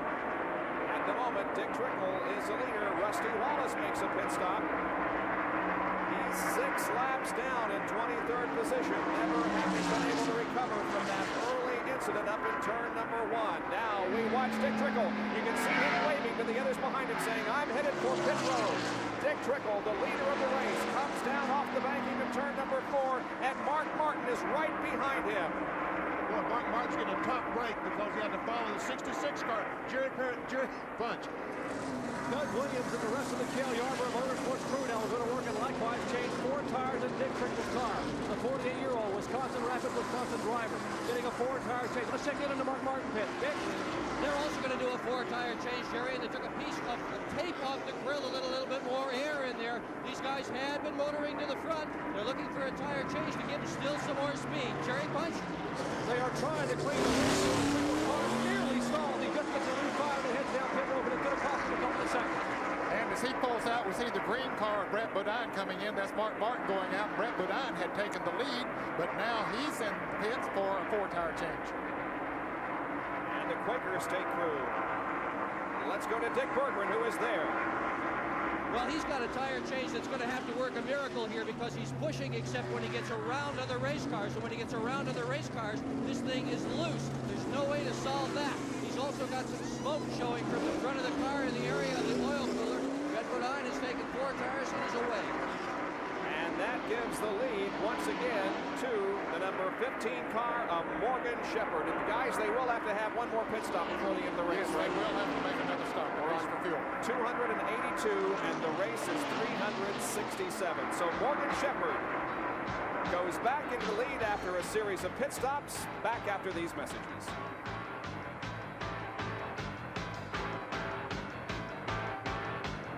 Back at Darlington, where the number 15 car, the leader, Morgan Shepherd, has just put a lap on Ken Schrader in car number 25. Morgan Shepherd showing the way here in the TranSouth 500.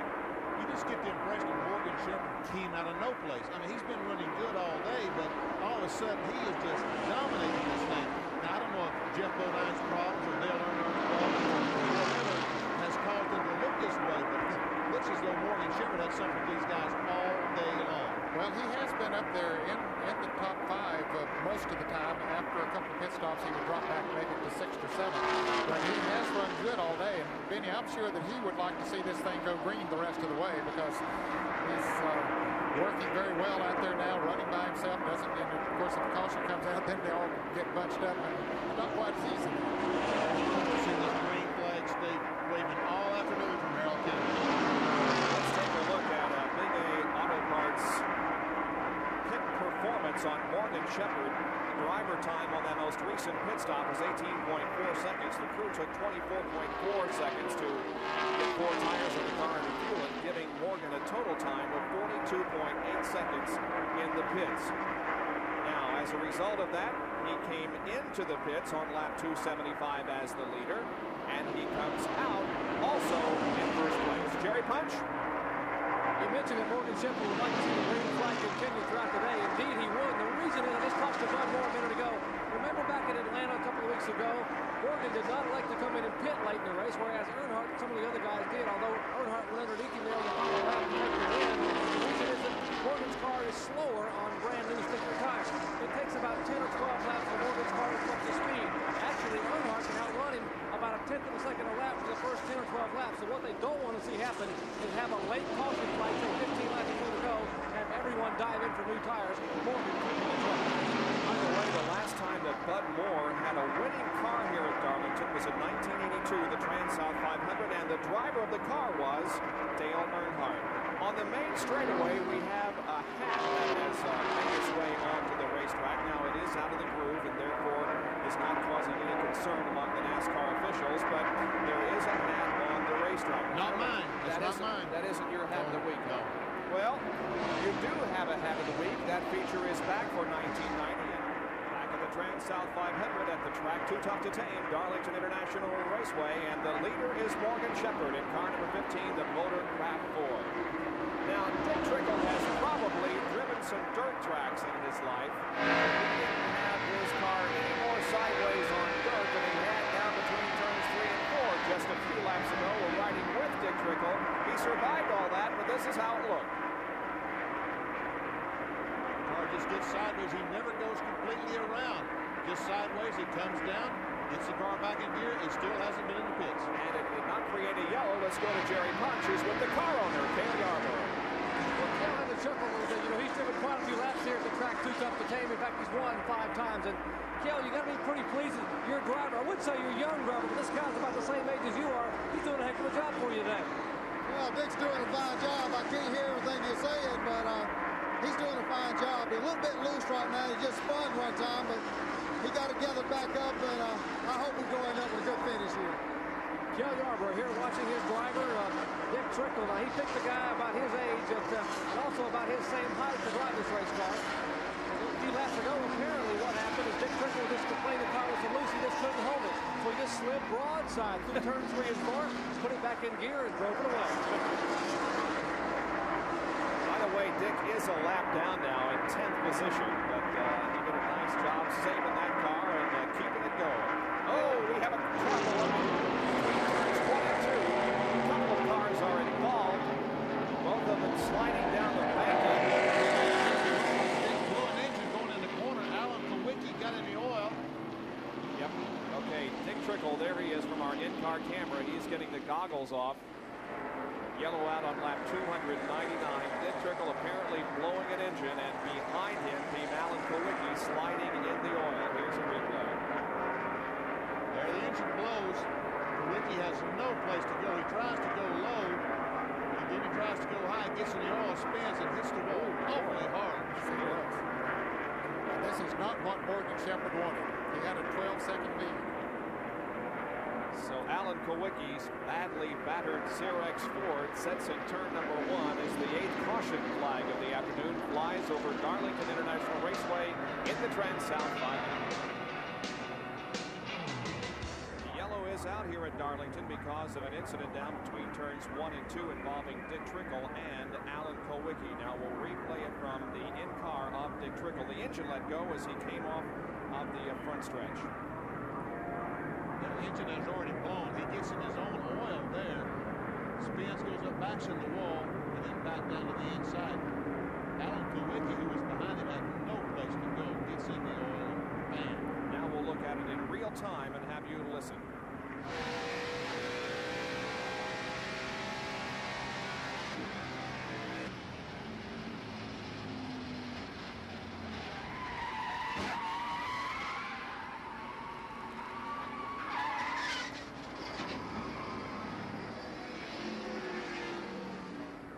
Well, there you can see that Dick Trickle is okay, and he's lighting up a cigarette. He's through for the day, but might as well enjoy the ride back to the pit area. Now, this caution was a break for another fella. That was Michael Waltrip, who had got out of sequence as far as pit stops were concerned. He had made an unscheduled pit stop and had got a lap down, but when others pitted under green, this let Michael Waltrip get back in the lead lap. And for more on that, let's go to the pits and Dick Berger. I jarred that, Jared, and it was absolutely perfect timing. They had called Michael Waltrip into the pit area. He was on his way into the pits when that yellow flag happened. So this thing could not have been timed any better for him. Just a few seconds one way or the other, and Michael Waltrip might have been out of this thing. Now, his crew chief just radioed to him, Michael, behave yourself. I think we can win this thing. He does have enough fuel to go all the way. Earnhardt's guys say he has enough fuel to go all the way. We are really getting ready for what could be a terrific finish here this afternoon in Darlington. If Michael Waltrip does win this race, he could set a record for having the most battered car ever to visit Victory Lane, because there you can see him, and that thing is streaming some 200-mile-an-hour tape, and it looks like it has been through a war on the track, too tough to tame. But indeed, Michael Waltrip is still in contention to win this TranSouth 500. Another break, back in a moment.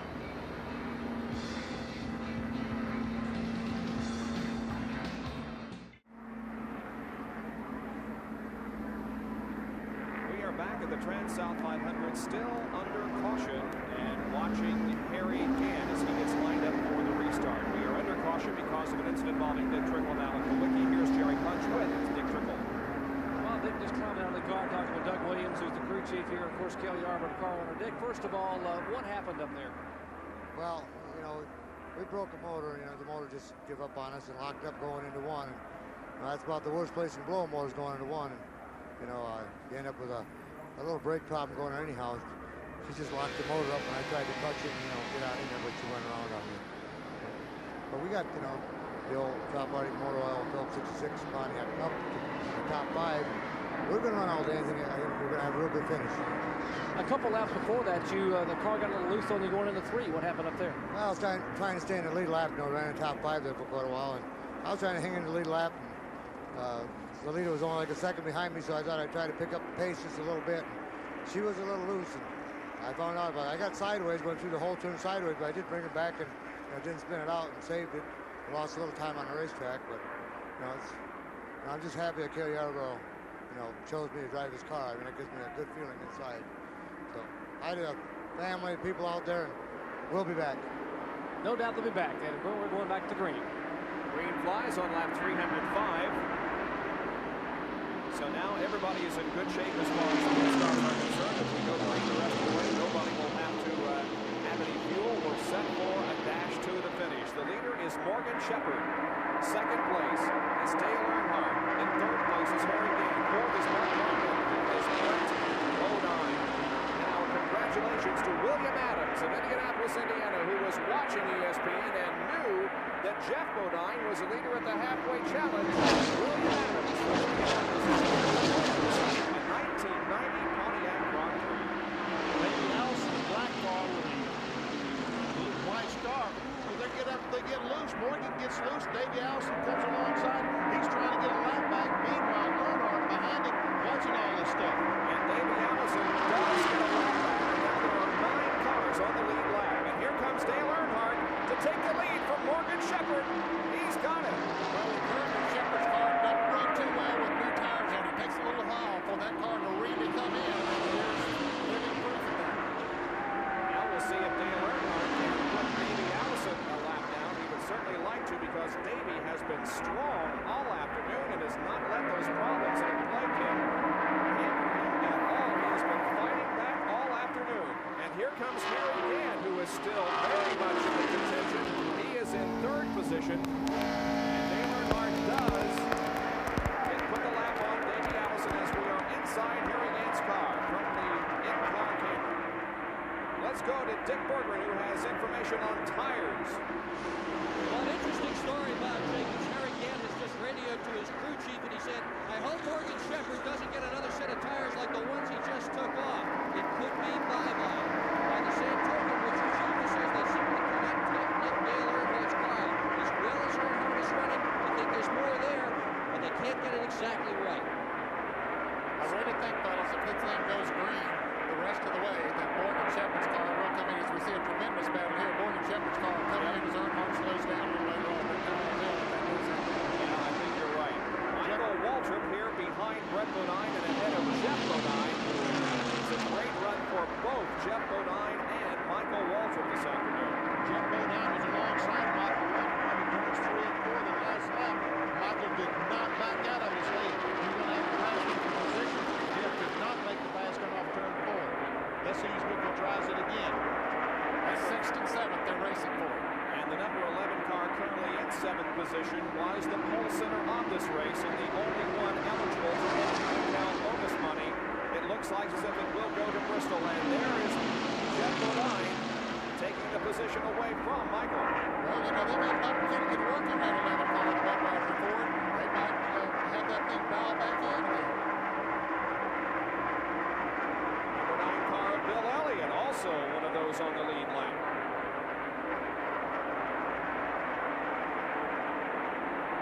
Dale Earnhardt now has Davey Allison behind him.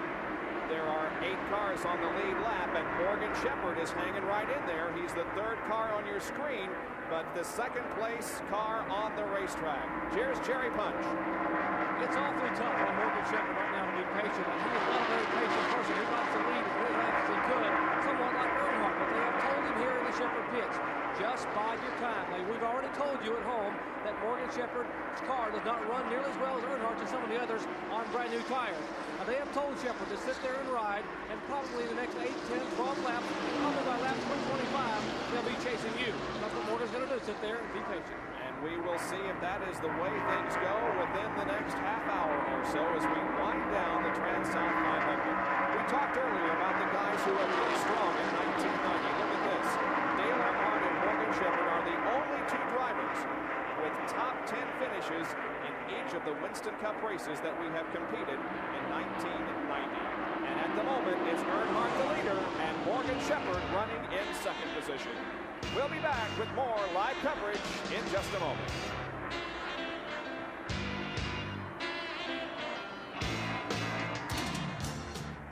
We hope you're you're enjoying today's live coverage of stop number 5 on the Winston Cup Tour for 1990, the TranSouth 500 from the track Too Tough to Tame, Darlington International Raceway in South Carolina. While we were going to break, we had an incorrect standings. Here is the corrected top 10. Earnhardt, Shepard, Gant, Martin, and Brett Bodine.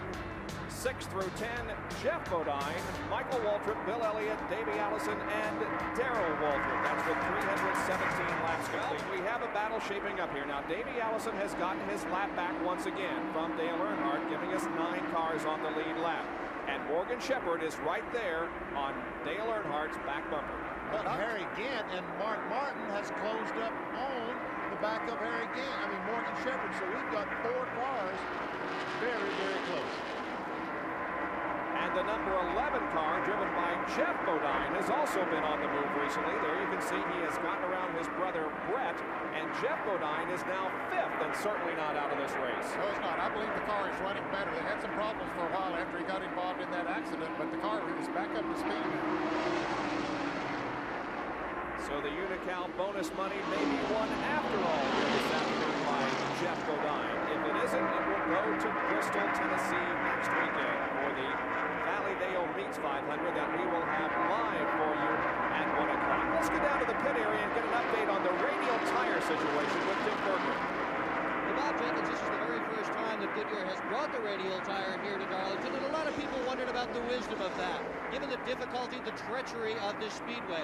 But now that we're virtually at the end of the race, I think maybe it's time to give a tip of the Benny Parsons Hat of the Week to Goodyear. The tires have worked absolutely flawlessly today. Before the race started, the driver said this is absolutely the best tire that Goodyear has shown up with. So Goodyear has produced, they have done the Herculean. Great job today. No tire failures, no blisters, no problems. Dick Berger, why in the world would you buy all that hair and wear a hat? Hey, Benny Parsons. April Fool, I got some roll bar padding last night. Well, we saw Jimmy Spencer buy a toupee earlier in the year. Now Dick Bergman has also decided to. Benny, when are you going to do that? No, I wouldn't come right. on. No, I wouldn't look right with hair. See, Dick has to work outside where the sun's That's right. shining, so it saves the suntan lotion, doesn't it, Dick? Well, it not only saves the suntan lotion, I'm hoping that some of those pretty girls who've been paying attention to Flat Nose might show up and pay some attention to me. I don't know. Well, we better pay some attention to the front end here because Morgan Shepherd is beginning to get serious about Dale Earnhardt leading this race. Yeah, he sure is. He's now within about a car length on Dale Earnhardt as Morgan Shepherd is looking for the lead here on lap 323 of the TranSouth 500. Now, since we talked about Harry Gant and Mark Martin moving in a little bit, they haven't gained any more on the front runners. And Jeff Bodine, we talked about him moving into 5th place. Actually, he's losing ground to the leaders right now. He's about 6 seconds behind. Morgan Shepherd has to move ground. Doug Moore, I think those guys were correct in telling him as Jerry. Oh, he hits the wall. Gets in the wall hard. And let's see if there's any damage to the car. Let's see how that affected Morgan Shepherd. He may have seen his chances of winning go up against the wall right then. Well, he's told his crew chief, Bud, and others that he is okay. Mark Martin, we understand, also had a similar incident a couple of laps ago, and here it is. Hey, we'll take a look. He goes in and way up towards the wall he goes. Gets a little piece of it. Apparently not too much damage. You can see the little smoke. And now here's Morgan's problem. He just goes in the corner. Now he's been going up very close to the wall, but this time right in the wall. Just thrusted not hard, but enough. I think it's enough that he's going to, that he cannot catch Earnhardt now. As a matter of fact, it looks to me like Harry Gant's closing up on Morgan Shepherd. Certainly, Shepherd is losing ground to Earnhardt. Yeah. Harry Gant is gaining. There's Harry in 3rd position. We go inside the car again, and this is the anthem on the helmet. Let's go down to the pits with Jerry Punch. He can update us on Morgan Shepherd. Well, we're actually standing here with Bud Moore, and Bud, Morgan did tap the wall up there. Does it say anything about how the car's hurt? Well, he said he tried his thing, and he's checking it out right now. We'll know in a minute. A lot of concern here in the Motorcraft pits. In fact, we are told they were thinking about bringing him in and changing 2 right-side tires. They don't want to leave him out there and having him cut a tire, but possibly a question, we'll see what's going to happen with Bud Moore and Morgan Shepherd. Well, Benny, do you slow down for a little bit of time after something like that happens and just to check the car out? You got to get your heart beat, first of all, because he's scared to death. Sure, you want to slow down. You just can't go back in there and do the same thing you did the last time, because the last time you hit the wall. It didn't work too good. So the threat now is that Morgan Shepherd will lose second position to Harry Gale. An exciting conclusion shaping up here at the TranSouth 500. A lot more racing to go on this Sunday afternoon.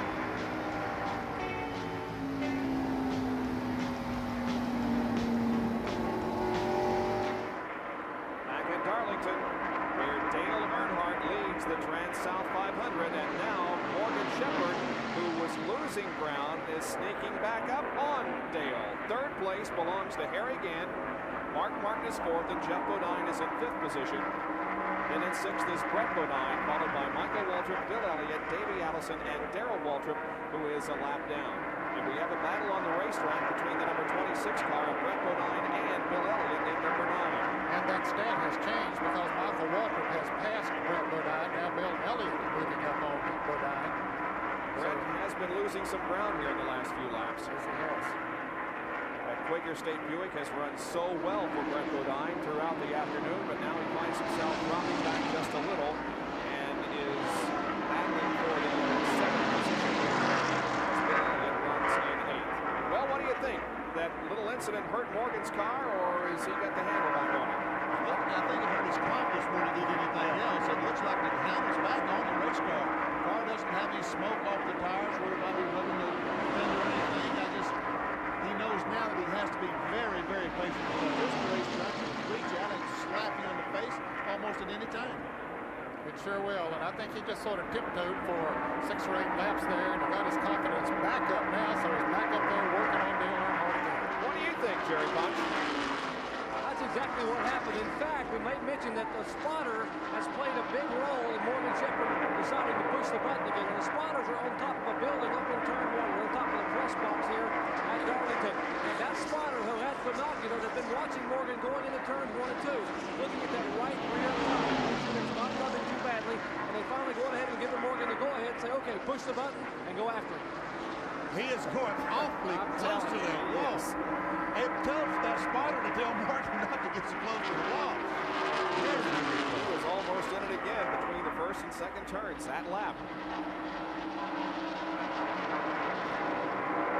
It's a Chevy versus Ford battle here in the late going, and the Oldsmobile of Harry Gant isn't too far behind. Gant is keeping him in sight. He's the American champion, of course. And also, he won yesterday's Busch Grand National race that we televised here on ESPN. The helmet cam once again. Well, you can imagine how tired he must be after an afternoon of this bumping and banging around inside that car and controlling its speeds well over 170 miles an hour. He's not wearing gloves. And he's got a ring on there, just like he's going down to the store for the local brand. You can see he was a winner not only last year but also in 1983. Fellas, you know, we talked at the top of the show about this TranSouth 500. There's never been one out of the top 10. Those 3 guys running up front there, Earnhardt started 15, Shepherd started 19, Gant started 20. Those are 3 of the guys we talked about. Exactly the group we was talking about, man. Looks like our string of winners coming from the top 10 will be broken here this afternoon. Now look how close Harry Gant is moving in, and Mark Martin is also closing in on the leader. If Shepherd has anything left, he looks in his rearview mirror and sees those fellas moving in. He said, maybe I better go ahead and try to pass Earnhardt. Everybody is going right up against the wall there between 1 and 2. If the racetrack was a foot wider, they'd be running a foot higher, because they're just desperately trying to find some adhesion, and they keep going up the racetrack. But unfortunately, when it's high as they can go, there is nothing else there. Plus, they're looking into that sun down there. It's can't hardly see where they're going anyway. Exactly. Western Auto mechanic of the race has been chosen, and it is Billy Engel, the chief mechanic on Michael Waltrip's team. I totally agree with that assessment, because he has put that car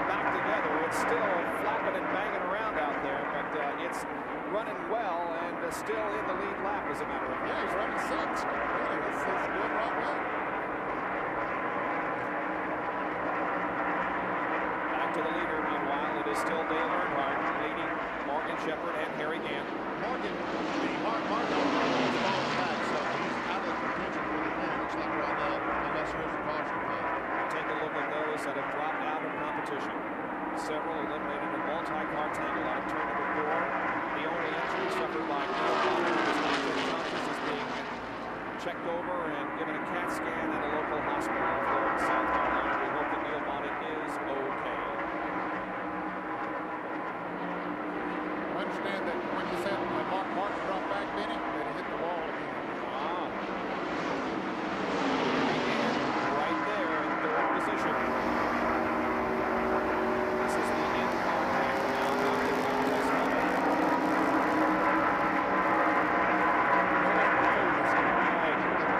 We got 27 laps to go. We're on lap 340.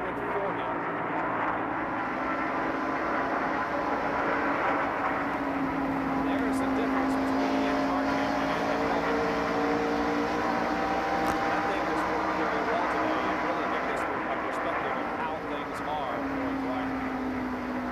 So Harold back off the gas, hit the brakes, hit the brake, right foot. A lot of race car drivers using the left foot, but Harry Gant went in using the right foot on the brake. That does make a great shot coming from his head. You know, we've talked about doing that sometimes in the past. There's so many different things that can be done with it. Richard Brown, former driver many years ago, made a suggestion to me about it. So I said, why don't you folks try? I said, I think that'd be a whale of a shot. I brought it up in one of our production meetings, and I think it was good. It sure has. Harry Gant finished 9th at Atlanta 2 weeks ago and is currently 3rd here at Darlington and certainly in a contention to win this race.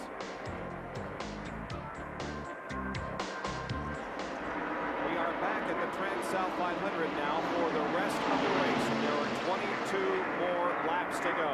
The lead is held by the number 3 car of Dale Earnhardt. In 2nd is the 15 of Morgan Shepherd, and 3rd is Harry Gant in car number 33, and that's how close they are. They go to the outside to pass Rusty Wallace, who has struggled throughout this race and is currently in 21st position after being involved in an accident very early on. The top 3 cars. Okay, guys, it's time to pick who's the toughest of the trio here that are battling for the lead. All right, let me go first. I believe Morgan Shepherd has something there. I believe that he's going to pass Dale Earnhardt if this thing stays green the rest of the way. I think that he's backing up. He let his tires cool a little bit. Then he comes back up there on him. I just believe he has something there. I got to think that Harry Gant, that these guys, I think Morgan Shepherd don't have that much left, and we know that Earnhardt, after a long run, gets worse and worse. We really don't know.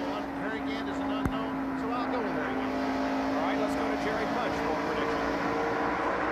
I agree with Ned Jarrett. I think if Morgan Shepherd chews nails and spits razor blades, I believe he's got something left. And while I'm standing here, let me find out if he actually does from Greg Moore. And Greg, you build the motor, you and your brother Darrell. Does Morgan have something left for him? Yeah, Jerry, I really do think so. Old Motorcraft Thunderbird's pretty tough today. It's got a pretty tough engine in it. Well, this guy ought to know. He put it together. Let's see who Dick thinks is going to win it here. What do you think, Dick? Jerry, when Dale Earnhardt is running in the front at the tail end of an auto race, I would never go against him. Right now, there's crash up in the 4th corner. Car sideways up in turn 4. Oh, and it was right in front of the leaders, too. That's Jack Pennington that spun coming off the 4th corner. Well, now all of that goes out the window. Yep. Shepherd took the lead, but they're probably going to make pit stops and Shepherd's car don't run as fast on new tires. There's Pennington getting the car headed in the right direction. But the 9th caution flag of the afternoon is out. And it comes on lap 348. 19 laps from the finish of the race. There is Morgan Shepherd, who is now the leader. Is he going to pit, Bob? What do you say? Oh, he's too late. He's coming in. Shepherd and Gant and Dale Earnhardt all make pit stops here. Let's go to Jerry Punch. Morgan Shepherd bringing the Motorcraft forward down pit road. Not what they wanted to see happen, but they're here anyway. Changing all 4 tires. They go to the right side of the car. Morgan Shepherd on the top of your screen. Dale Earnhardt on the bottom. We'll see which crew is going to get this car out first. That may make the biggest difference here. Remember, Shepard does not have the speed on fresh rubber. Left side tire now on the Earnhardt Goodrich crew. They're on the left side, likewise, of the Motorcraft Ford car. They are moving here, trying to change tires. Earnhardt's crew now getting ready to drop the jack. Earnhardt off the jack. He is out of the way. Shepard is out of the way. Here again. Now begins to move. So it'll be Earnhardt, Shepard, then Ginn as they head for turn 1. That is indeed the way they come out of the pits. And Mark Martin accelerating out of the pits, having a very close encounter with Jeff Bodine as he went down off the jacks at the end of pit road. Yeah, how many positions did Jeff Bodine pick up? He went out in front of a couple of those guys. Yeah, sure did. Here comes Bill Elliott out. Ken Schrader moving back onto the racetrack. Got another monkey wrench to throw in the deal. Yeah. Davey Allison is now back in the lead lap. Aha. Okay. That's right. He was right in front of the leaders when that caution came out. Let's see how Morgan Shepard threaded his way through this spin by Jack Pennington. There's Davey Allison, the first car through with the guide hood is Davey Allison, the black car. And boy, I tell you what, Dale Earnhardt almost got Richard Petty collected up in that deal. And here is the angle from our speed shot. The second car up on top of the racetrack. You see Pennington's car gets loose, spins around, and the leaders, here they come, bearing down. And now watch, there goes Morgan Shepard, and Earnhardt had to go to the high side, and a result of that finds himself in second. Let's go to Dick Bergen with a follow-up on Earnhardt. Well, Bob, he definitely did make contact in that situation and has knocked out the right front headlight cover. I just talked to Kurt Chelmerdine, who said he is not worried about that at all. If this was a big super speedway, he would be, but for here, for this afternoon, he's not worried at all. And I'll tell you, when Earnhardt's guys finished that pit stop, they knew how well they did. They were like a bunch of football players that just scored a touchdown. They jumped up in the air, threw their arms in the air. They were happy. Jerry? This is the right rear tire that came off the Motorcraft Ford. Now you saw Morgan Shepard slam the wall a few laps back, and it was rubbing. Take a look here. The fender well inside the right rear was rubbing this tire, but Morgan Shepard was still catching Earnhardt. How do you figure that, guys? Amazing is all I can say. Wonder what he's got. See the badly there, the fender had almost rubbed a hole in the car. Yeah, he might have been in the pits before too long. That caution had not come out, so maybe it was not such a disadvantage for him anyway. Jeff Bodine came out in second place, fellas, after on that caution pit stop. An enthusiastic crowd gets up for the restart. Here's lap 367. The green back out, and Dale Earnhardt is the leader of the TranSouth 500 once again, and Jeff Bodine is running second. Third is Mark Martin. Fourth is Morgan Shepard, and fifth is Harry Dennis. They go down the backstretch.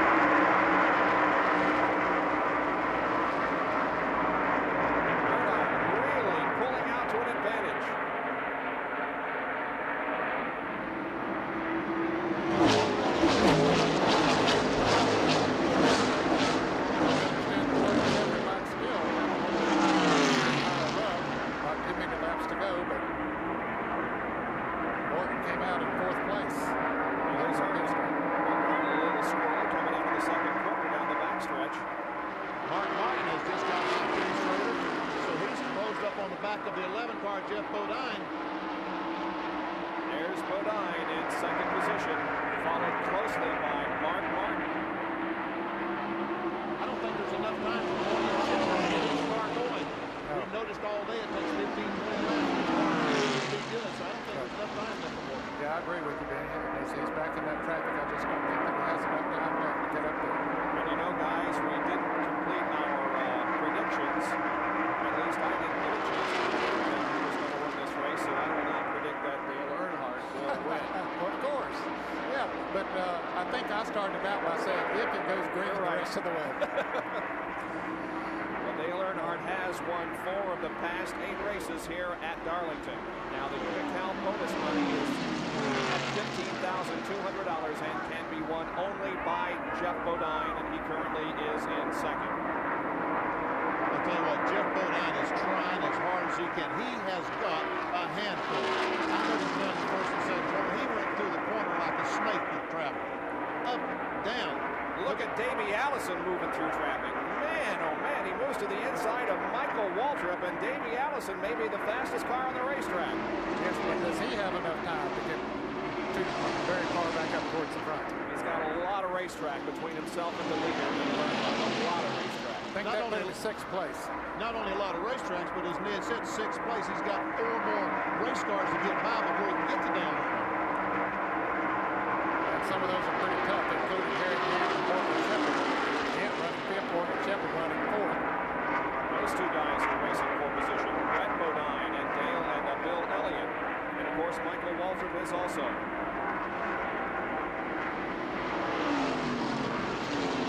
Here's the leader, Dale Earnhardt. Well, that car takes off on the new tires. Dropping back and showing you 2nd position.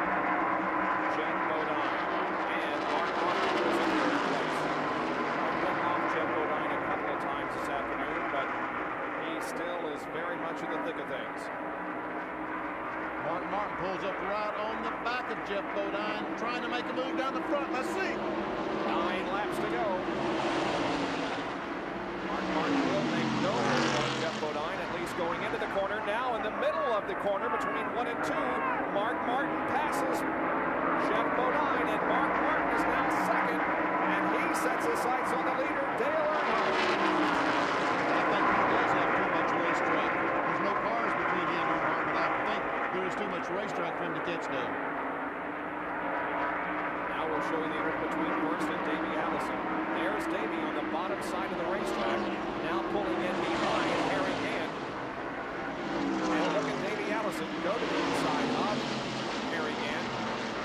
But there were 9 cars on the lead lap, and he was at the back of the lead pack once they came out of the pit because he was the last car to pit. He had to go to catch up. And now he's up there battling for 4th.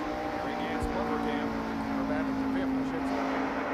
Morgan Shepard has passed Harry Gant, and he's taken over 4th. So that's 4th, 5th, and 6th place. You're seeing on your screen right now.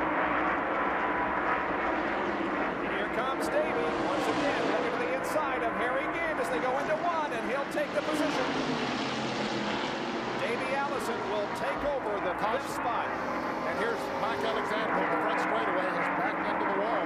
Alexander crashing out of corner number 4. The car stopped just before the start-finish line here on the main straightaway on lap number 359, our 10th caution period of the day, and the leader, Dale Earnhardt, takes the caution flag. There he is.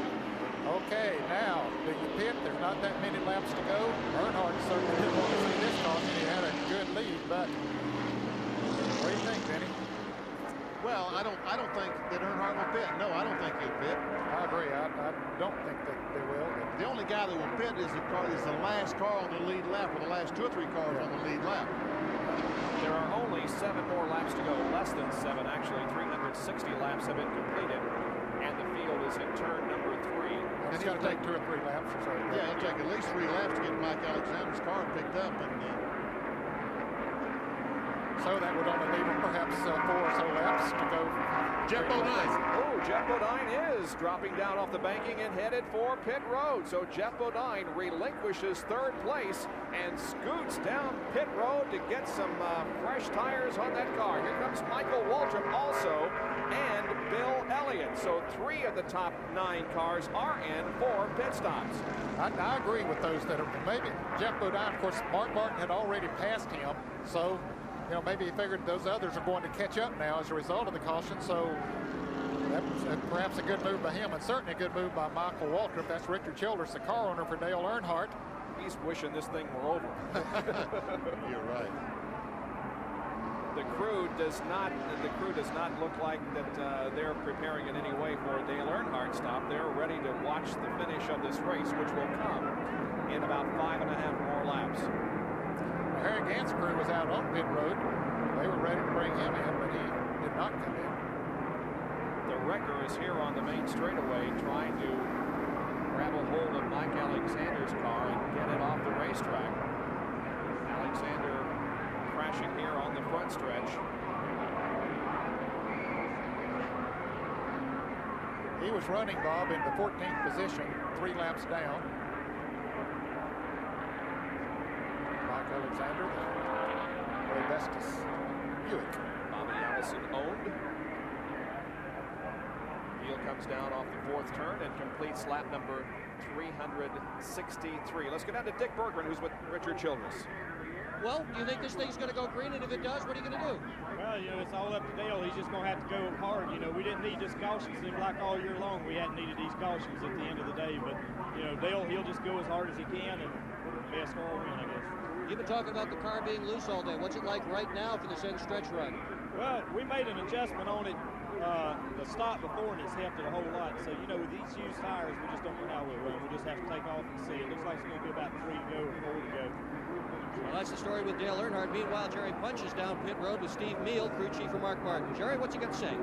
Well, Steve, the big question is with 3 or 4 laps to go, now they're bunched up. Can Mark handle Dale? I don't know. I'm sure Dale's pulling a little bit more gear than us. We don't restart as good as some of these cars, but we're doing a real good job being where we're at. I don't know. It's going to be real tough. The 3's been strong all day. We've been too tight. We just have now got the car where we want it. It'll be something to see. It'll be fun to watch. Indeed, it will be fun to watch with 3 or 4 laps to go, gentlemen. That's an understatement. 363 laps will be completed when they come down, and they will receive the 1 lap sign. So we will therefore go back to green on lap 364. That'll give us 3 laps of green. Now Morgan Shepherd has moved up to 3rd place as a result of Jeff Bodine making the pit stop. And did he get to run enough that car is loosened up? Next Sunday, we'll be in Bristol, Tennessee on the half-mile high bank Bristol International Raceway for the Valleydale Beats 500. And next Friday night in Kingsport, Tennessee, I'm going to go over to the Allendale Mansion and do the Hat of the Week over there Friday night. Oh, good. Going to be a fundraiser. A bunch of race car drivers going to be there. So all you folks in Kingsport, the Allendale Mansion, come over and see us. There is Mark Martin's crew as they have their fingers crossed, hoping that Mark can pull off a victory past Dale Earnhardt here in the last 3 laps. Earnhardt keeping those tires warm as he heads for the green flag and a restart of this event. Steve Neal made a good point there that Earnhardt always gets through those gears in a hurry, gets a good restart, and if he does that again, it just might make the difference. Look at Morgan Shepherd. He is chomping at the bit. How about the 28 car, Davey Allison? Any 4 of those cars can win this race easily. Let's see how things go. We get set for a restart and the final 3 circuits around Darlington International Raceway. A slow restart. Here comes Earnhardt off the 4th corner, now beginning to move up through the gears. The green flag waves. On lap 364, we got 3 more laps to go. Well, Earnhardt knew that he was going to accelerate back to the course. He tried to bring the field down as slow as he possibly could. But Mark Martin is staying right there with him within about 2 or 3 car lengths. Morgan Shepherd and Davey Allison got hung up in some slower cars. And look at Mark Martin close in on Dale Earnhardt for the lead. He's within 1.5 car lengths. Mark Martin has already won, of course, this year in Winston Cup competition. He just took over the 3rd spot from Morgan Shepherd. Davey Allison is the 4th car there in line. He's 3rd in the race. There are 2 more laps to go. Mark Martin won the race at Richmond. He was 5th 2 weeks ago at Atlanta. His 2 top 5 finishes. He is 2nd here this afternoon, but I'm not sure that he's going to be able to pull off the victory. As Dale Earnhardt continues to lead the TranSouth 500, the crowd is going wild here at Darlington. Here comes Earnhardt off of corner number 4, and the white flag waves by Harold Kinder. 1 more lap to go for Dale Earnhardt. He keeps the advantage over Mark Martin, about 2.5, maybe 3 car lengths. Down the backstretch, there's now just 1/2 lap to go. Mark Martin trying everything he can to pull off a victory here this afternoon, but it looks as if he's going to come up short. Here comes Dale Earnhardt down off the banking. On the main straightaway, Dale Earnhardt wins the TranSouth 500. Mark Martin finishes 2nd, and Davey Allison finished in 3rd place. Jeff Bodine finished 4th, riding from Morgan Shepherd. Good move that they came in and put the tires on the little while before. It's the 6th time that Dale Earnhardt has won at Darlington. It's his 41st career win. Let's get some comments from Kirk Shelberty, the crew chief on Earnhardt's car. Well, Kirk, given that car was far from the best all day, how much credit goes to the driver for this deal? Could an average or even an excellent race car driver have done what Kirk did? He did a simple job. He worked with us all day on trying to give us feedback to help let us help the car a little bit. Of we didn't really know what to do with the thing. It just never was perfect all day, and boy, this is a heck of a place to have to drive with a kind of a less than perfect car, you know. So. What kind of shape's your heart in? Mine is pounding like mad. Do you ever get used to these kinds of finishes? Yeah, you get used to them. I don't think you ever get quite over them, but you get used to them. Well, this is a very happy pit area. They're out surrounding their driver. He's driving down pit lane, headed for victory lane, and they're all going to go down and join him very shortly. And he'll do it for the second time in 1990 and the second consecutive Winston Cup race. Dale Earnhardt has finished in the top 10 every race this year, and so has Morgan Shepherd. We'll be right back.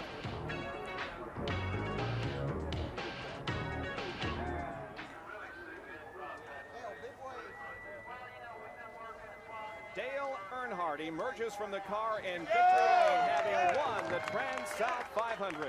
Now let's go down for our road handler winner circle interview. Here's Cherry Punch. Dale, first of all, congratulations on an outstanding. You were beer pedaling all day long trying to catch these guys. Well, thank the Lord for a good race. And, you know, the Good Wrench crew did a good job. Old car just ran good. We stayed out of trouble. We dodged a couple of wrecks, and you know, the guys did a good job, and that's all I can say. Teresa getting in here and getting a big hug and kiss. I'm sure you probably didn't want to see that last caution flag. Well, I had a little bit of a lead there, but still, we felt like we could run him. Felt like we'd be okay. Now that big wreck up in turn 3 and 4. Now Childers told me, he said, well, we know the brakes work now. Well, we didn't use the brakes. We just drove through. We didn't stop. We figured we better get out of Dodge while we can. The car apparently, from what we were told during the day, was loose throughout the afternoon. And Childers said no matter what you did to it, they couldn't get the car. There's Taylor and Nicole, the little one, getting a big kiss from Dad. The car, they couldn't get the car tight enough for you, apparently. Well, we made several adjustments. Went one way, then went the other, and I think the last one was pretty good for the run, you know. I'm glad we didn't have a long run there at the end, though. It looks like even though you're tired, you're looking a little better than the last time I saw you in victory lane in Atlanta. I definitely feel better. I'm tired, but I feel better. Dale Earnhardt picking up his win here in the TranSouth 500, his 6th win at Darlington here at the track Too Tough to Tame. Let's check in with Dick Bergeron. Well, I'm up pit road with Morgan Shepherd. Radio's talking to him, so we'll just dive in here and listen to what he's saying. We kind of messed up going down in turn 1. My windshield had got covered with grease pretty good, and I really couldn't see that good other than just seeing Earnhardt's car. And I just got too close and slipped up against the wall, and when it did that, my car wouldn't turn no more. It just kept pushing. Couldn't run it any harder, could you, Morgan? No, you know, we didn't need the cautions, but our days are coming. This team's showing a lot of strength. It sure is. He's obviously disappointed. Shouldn't be. He had a great run here this afternoon. His wife Sonia with him. He is a tired fella, as well he ought to be. Yeah, he finished in 5th position, but that was certainly not indicative of the way that he ran most of the afternoon. Right there in 2nd place, really, most of the day. He talked about the car would not turn. I'm sure that he knocked a toe end out. The car was towed out, which makes the car, when you go in the corner, just not able to turn the car off. Guy that finished 4th and started from the pole position, Jeff Bodine, Jerry Punch, is with him. Well, Jeffrey, just walking back in here, you look to be pretty well tired, but you had a pretty good run today in the Budweiser Ford. I'm not tired. That car drove so good. You know, we had a stretch after that accident off turn 4 that had to fight it for a long while. We got loose. They bumped me from behind, and it messed the car up back there. The crew did a great job. We had an oil leak, had sheet metal damage. They fixed it all. But we didn't catch up with the chassis adjustment until right there at the end. You know, they moved me up front. The crew did on the pit stops. They just kept gaining. We kept gaining, and there we sat second on with a couple cautions to go, and the car was just too loose to run with Dale. He was running really good. Mark got by me. We knew we couldn't win the race with what we had, so we pitted, and unfortunately it took longer to clean the wreck up than we thought, and we just didn't have enough time to get back to the front. But I'm really proud of the team, and everyone did a great job, and all you Ford fans, all you Jeff Bodine, Junior Johnson fans, this is just a little bit of what's to come the rest of this year. We're going to be strong all year. Hi, Kathy, Matt, Barry, love you. I guarantee you they're going to be strong. Let's go up to Dick Bergeron right quick. Here's another guy that's going to be strong all year for sure. Mark Martin finishing 2nd. Good run. Great run. You know, we're tickled to death to run 2nd. We got behind, and the crew, you know, Jack Roush and Steve Neal and all the guys got me back up front. And then, darn, if I wasn't caught up in that accident, got behind again, and you know, we finally got back up front, but it was too late then, and you know, we just wound up short. Well, count on these guys doing well for the remainder of the season for sure. Mark Martin finishes in second position here this afternoon. Now the Winston Cup point standings. Earnhardt maintains the lead. Morgan Shepherd still in second. Jeff Bodine moves to third. Kyle Petty is fourth in points, and Bill Elliott moves into fifth position in the point standings. The top 20 finishers: Earnhardt, Mark Martin, Davey Allison, Jeff Bodine, and Morgan Shepherd. In sixth was Harry Gant, then Bill Elliott, Brett Bodine, Michael Waltrip, and Ken Schrader. Finishing 11 through 15, Darrell Waltrip, Bobby Hillen, Kyle Petty, Richard Petty, and Terry Labonte. And finally 16 through 20, Dave Marcus, Butch Miller, Rusty Wallace, Chad Little, and Jack Pennington. Those are the unofficial results of the TranSouth 500.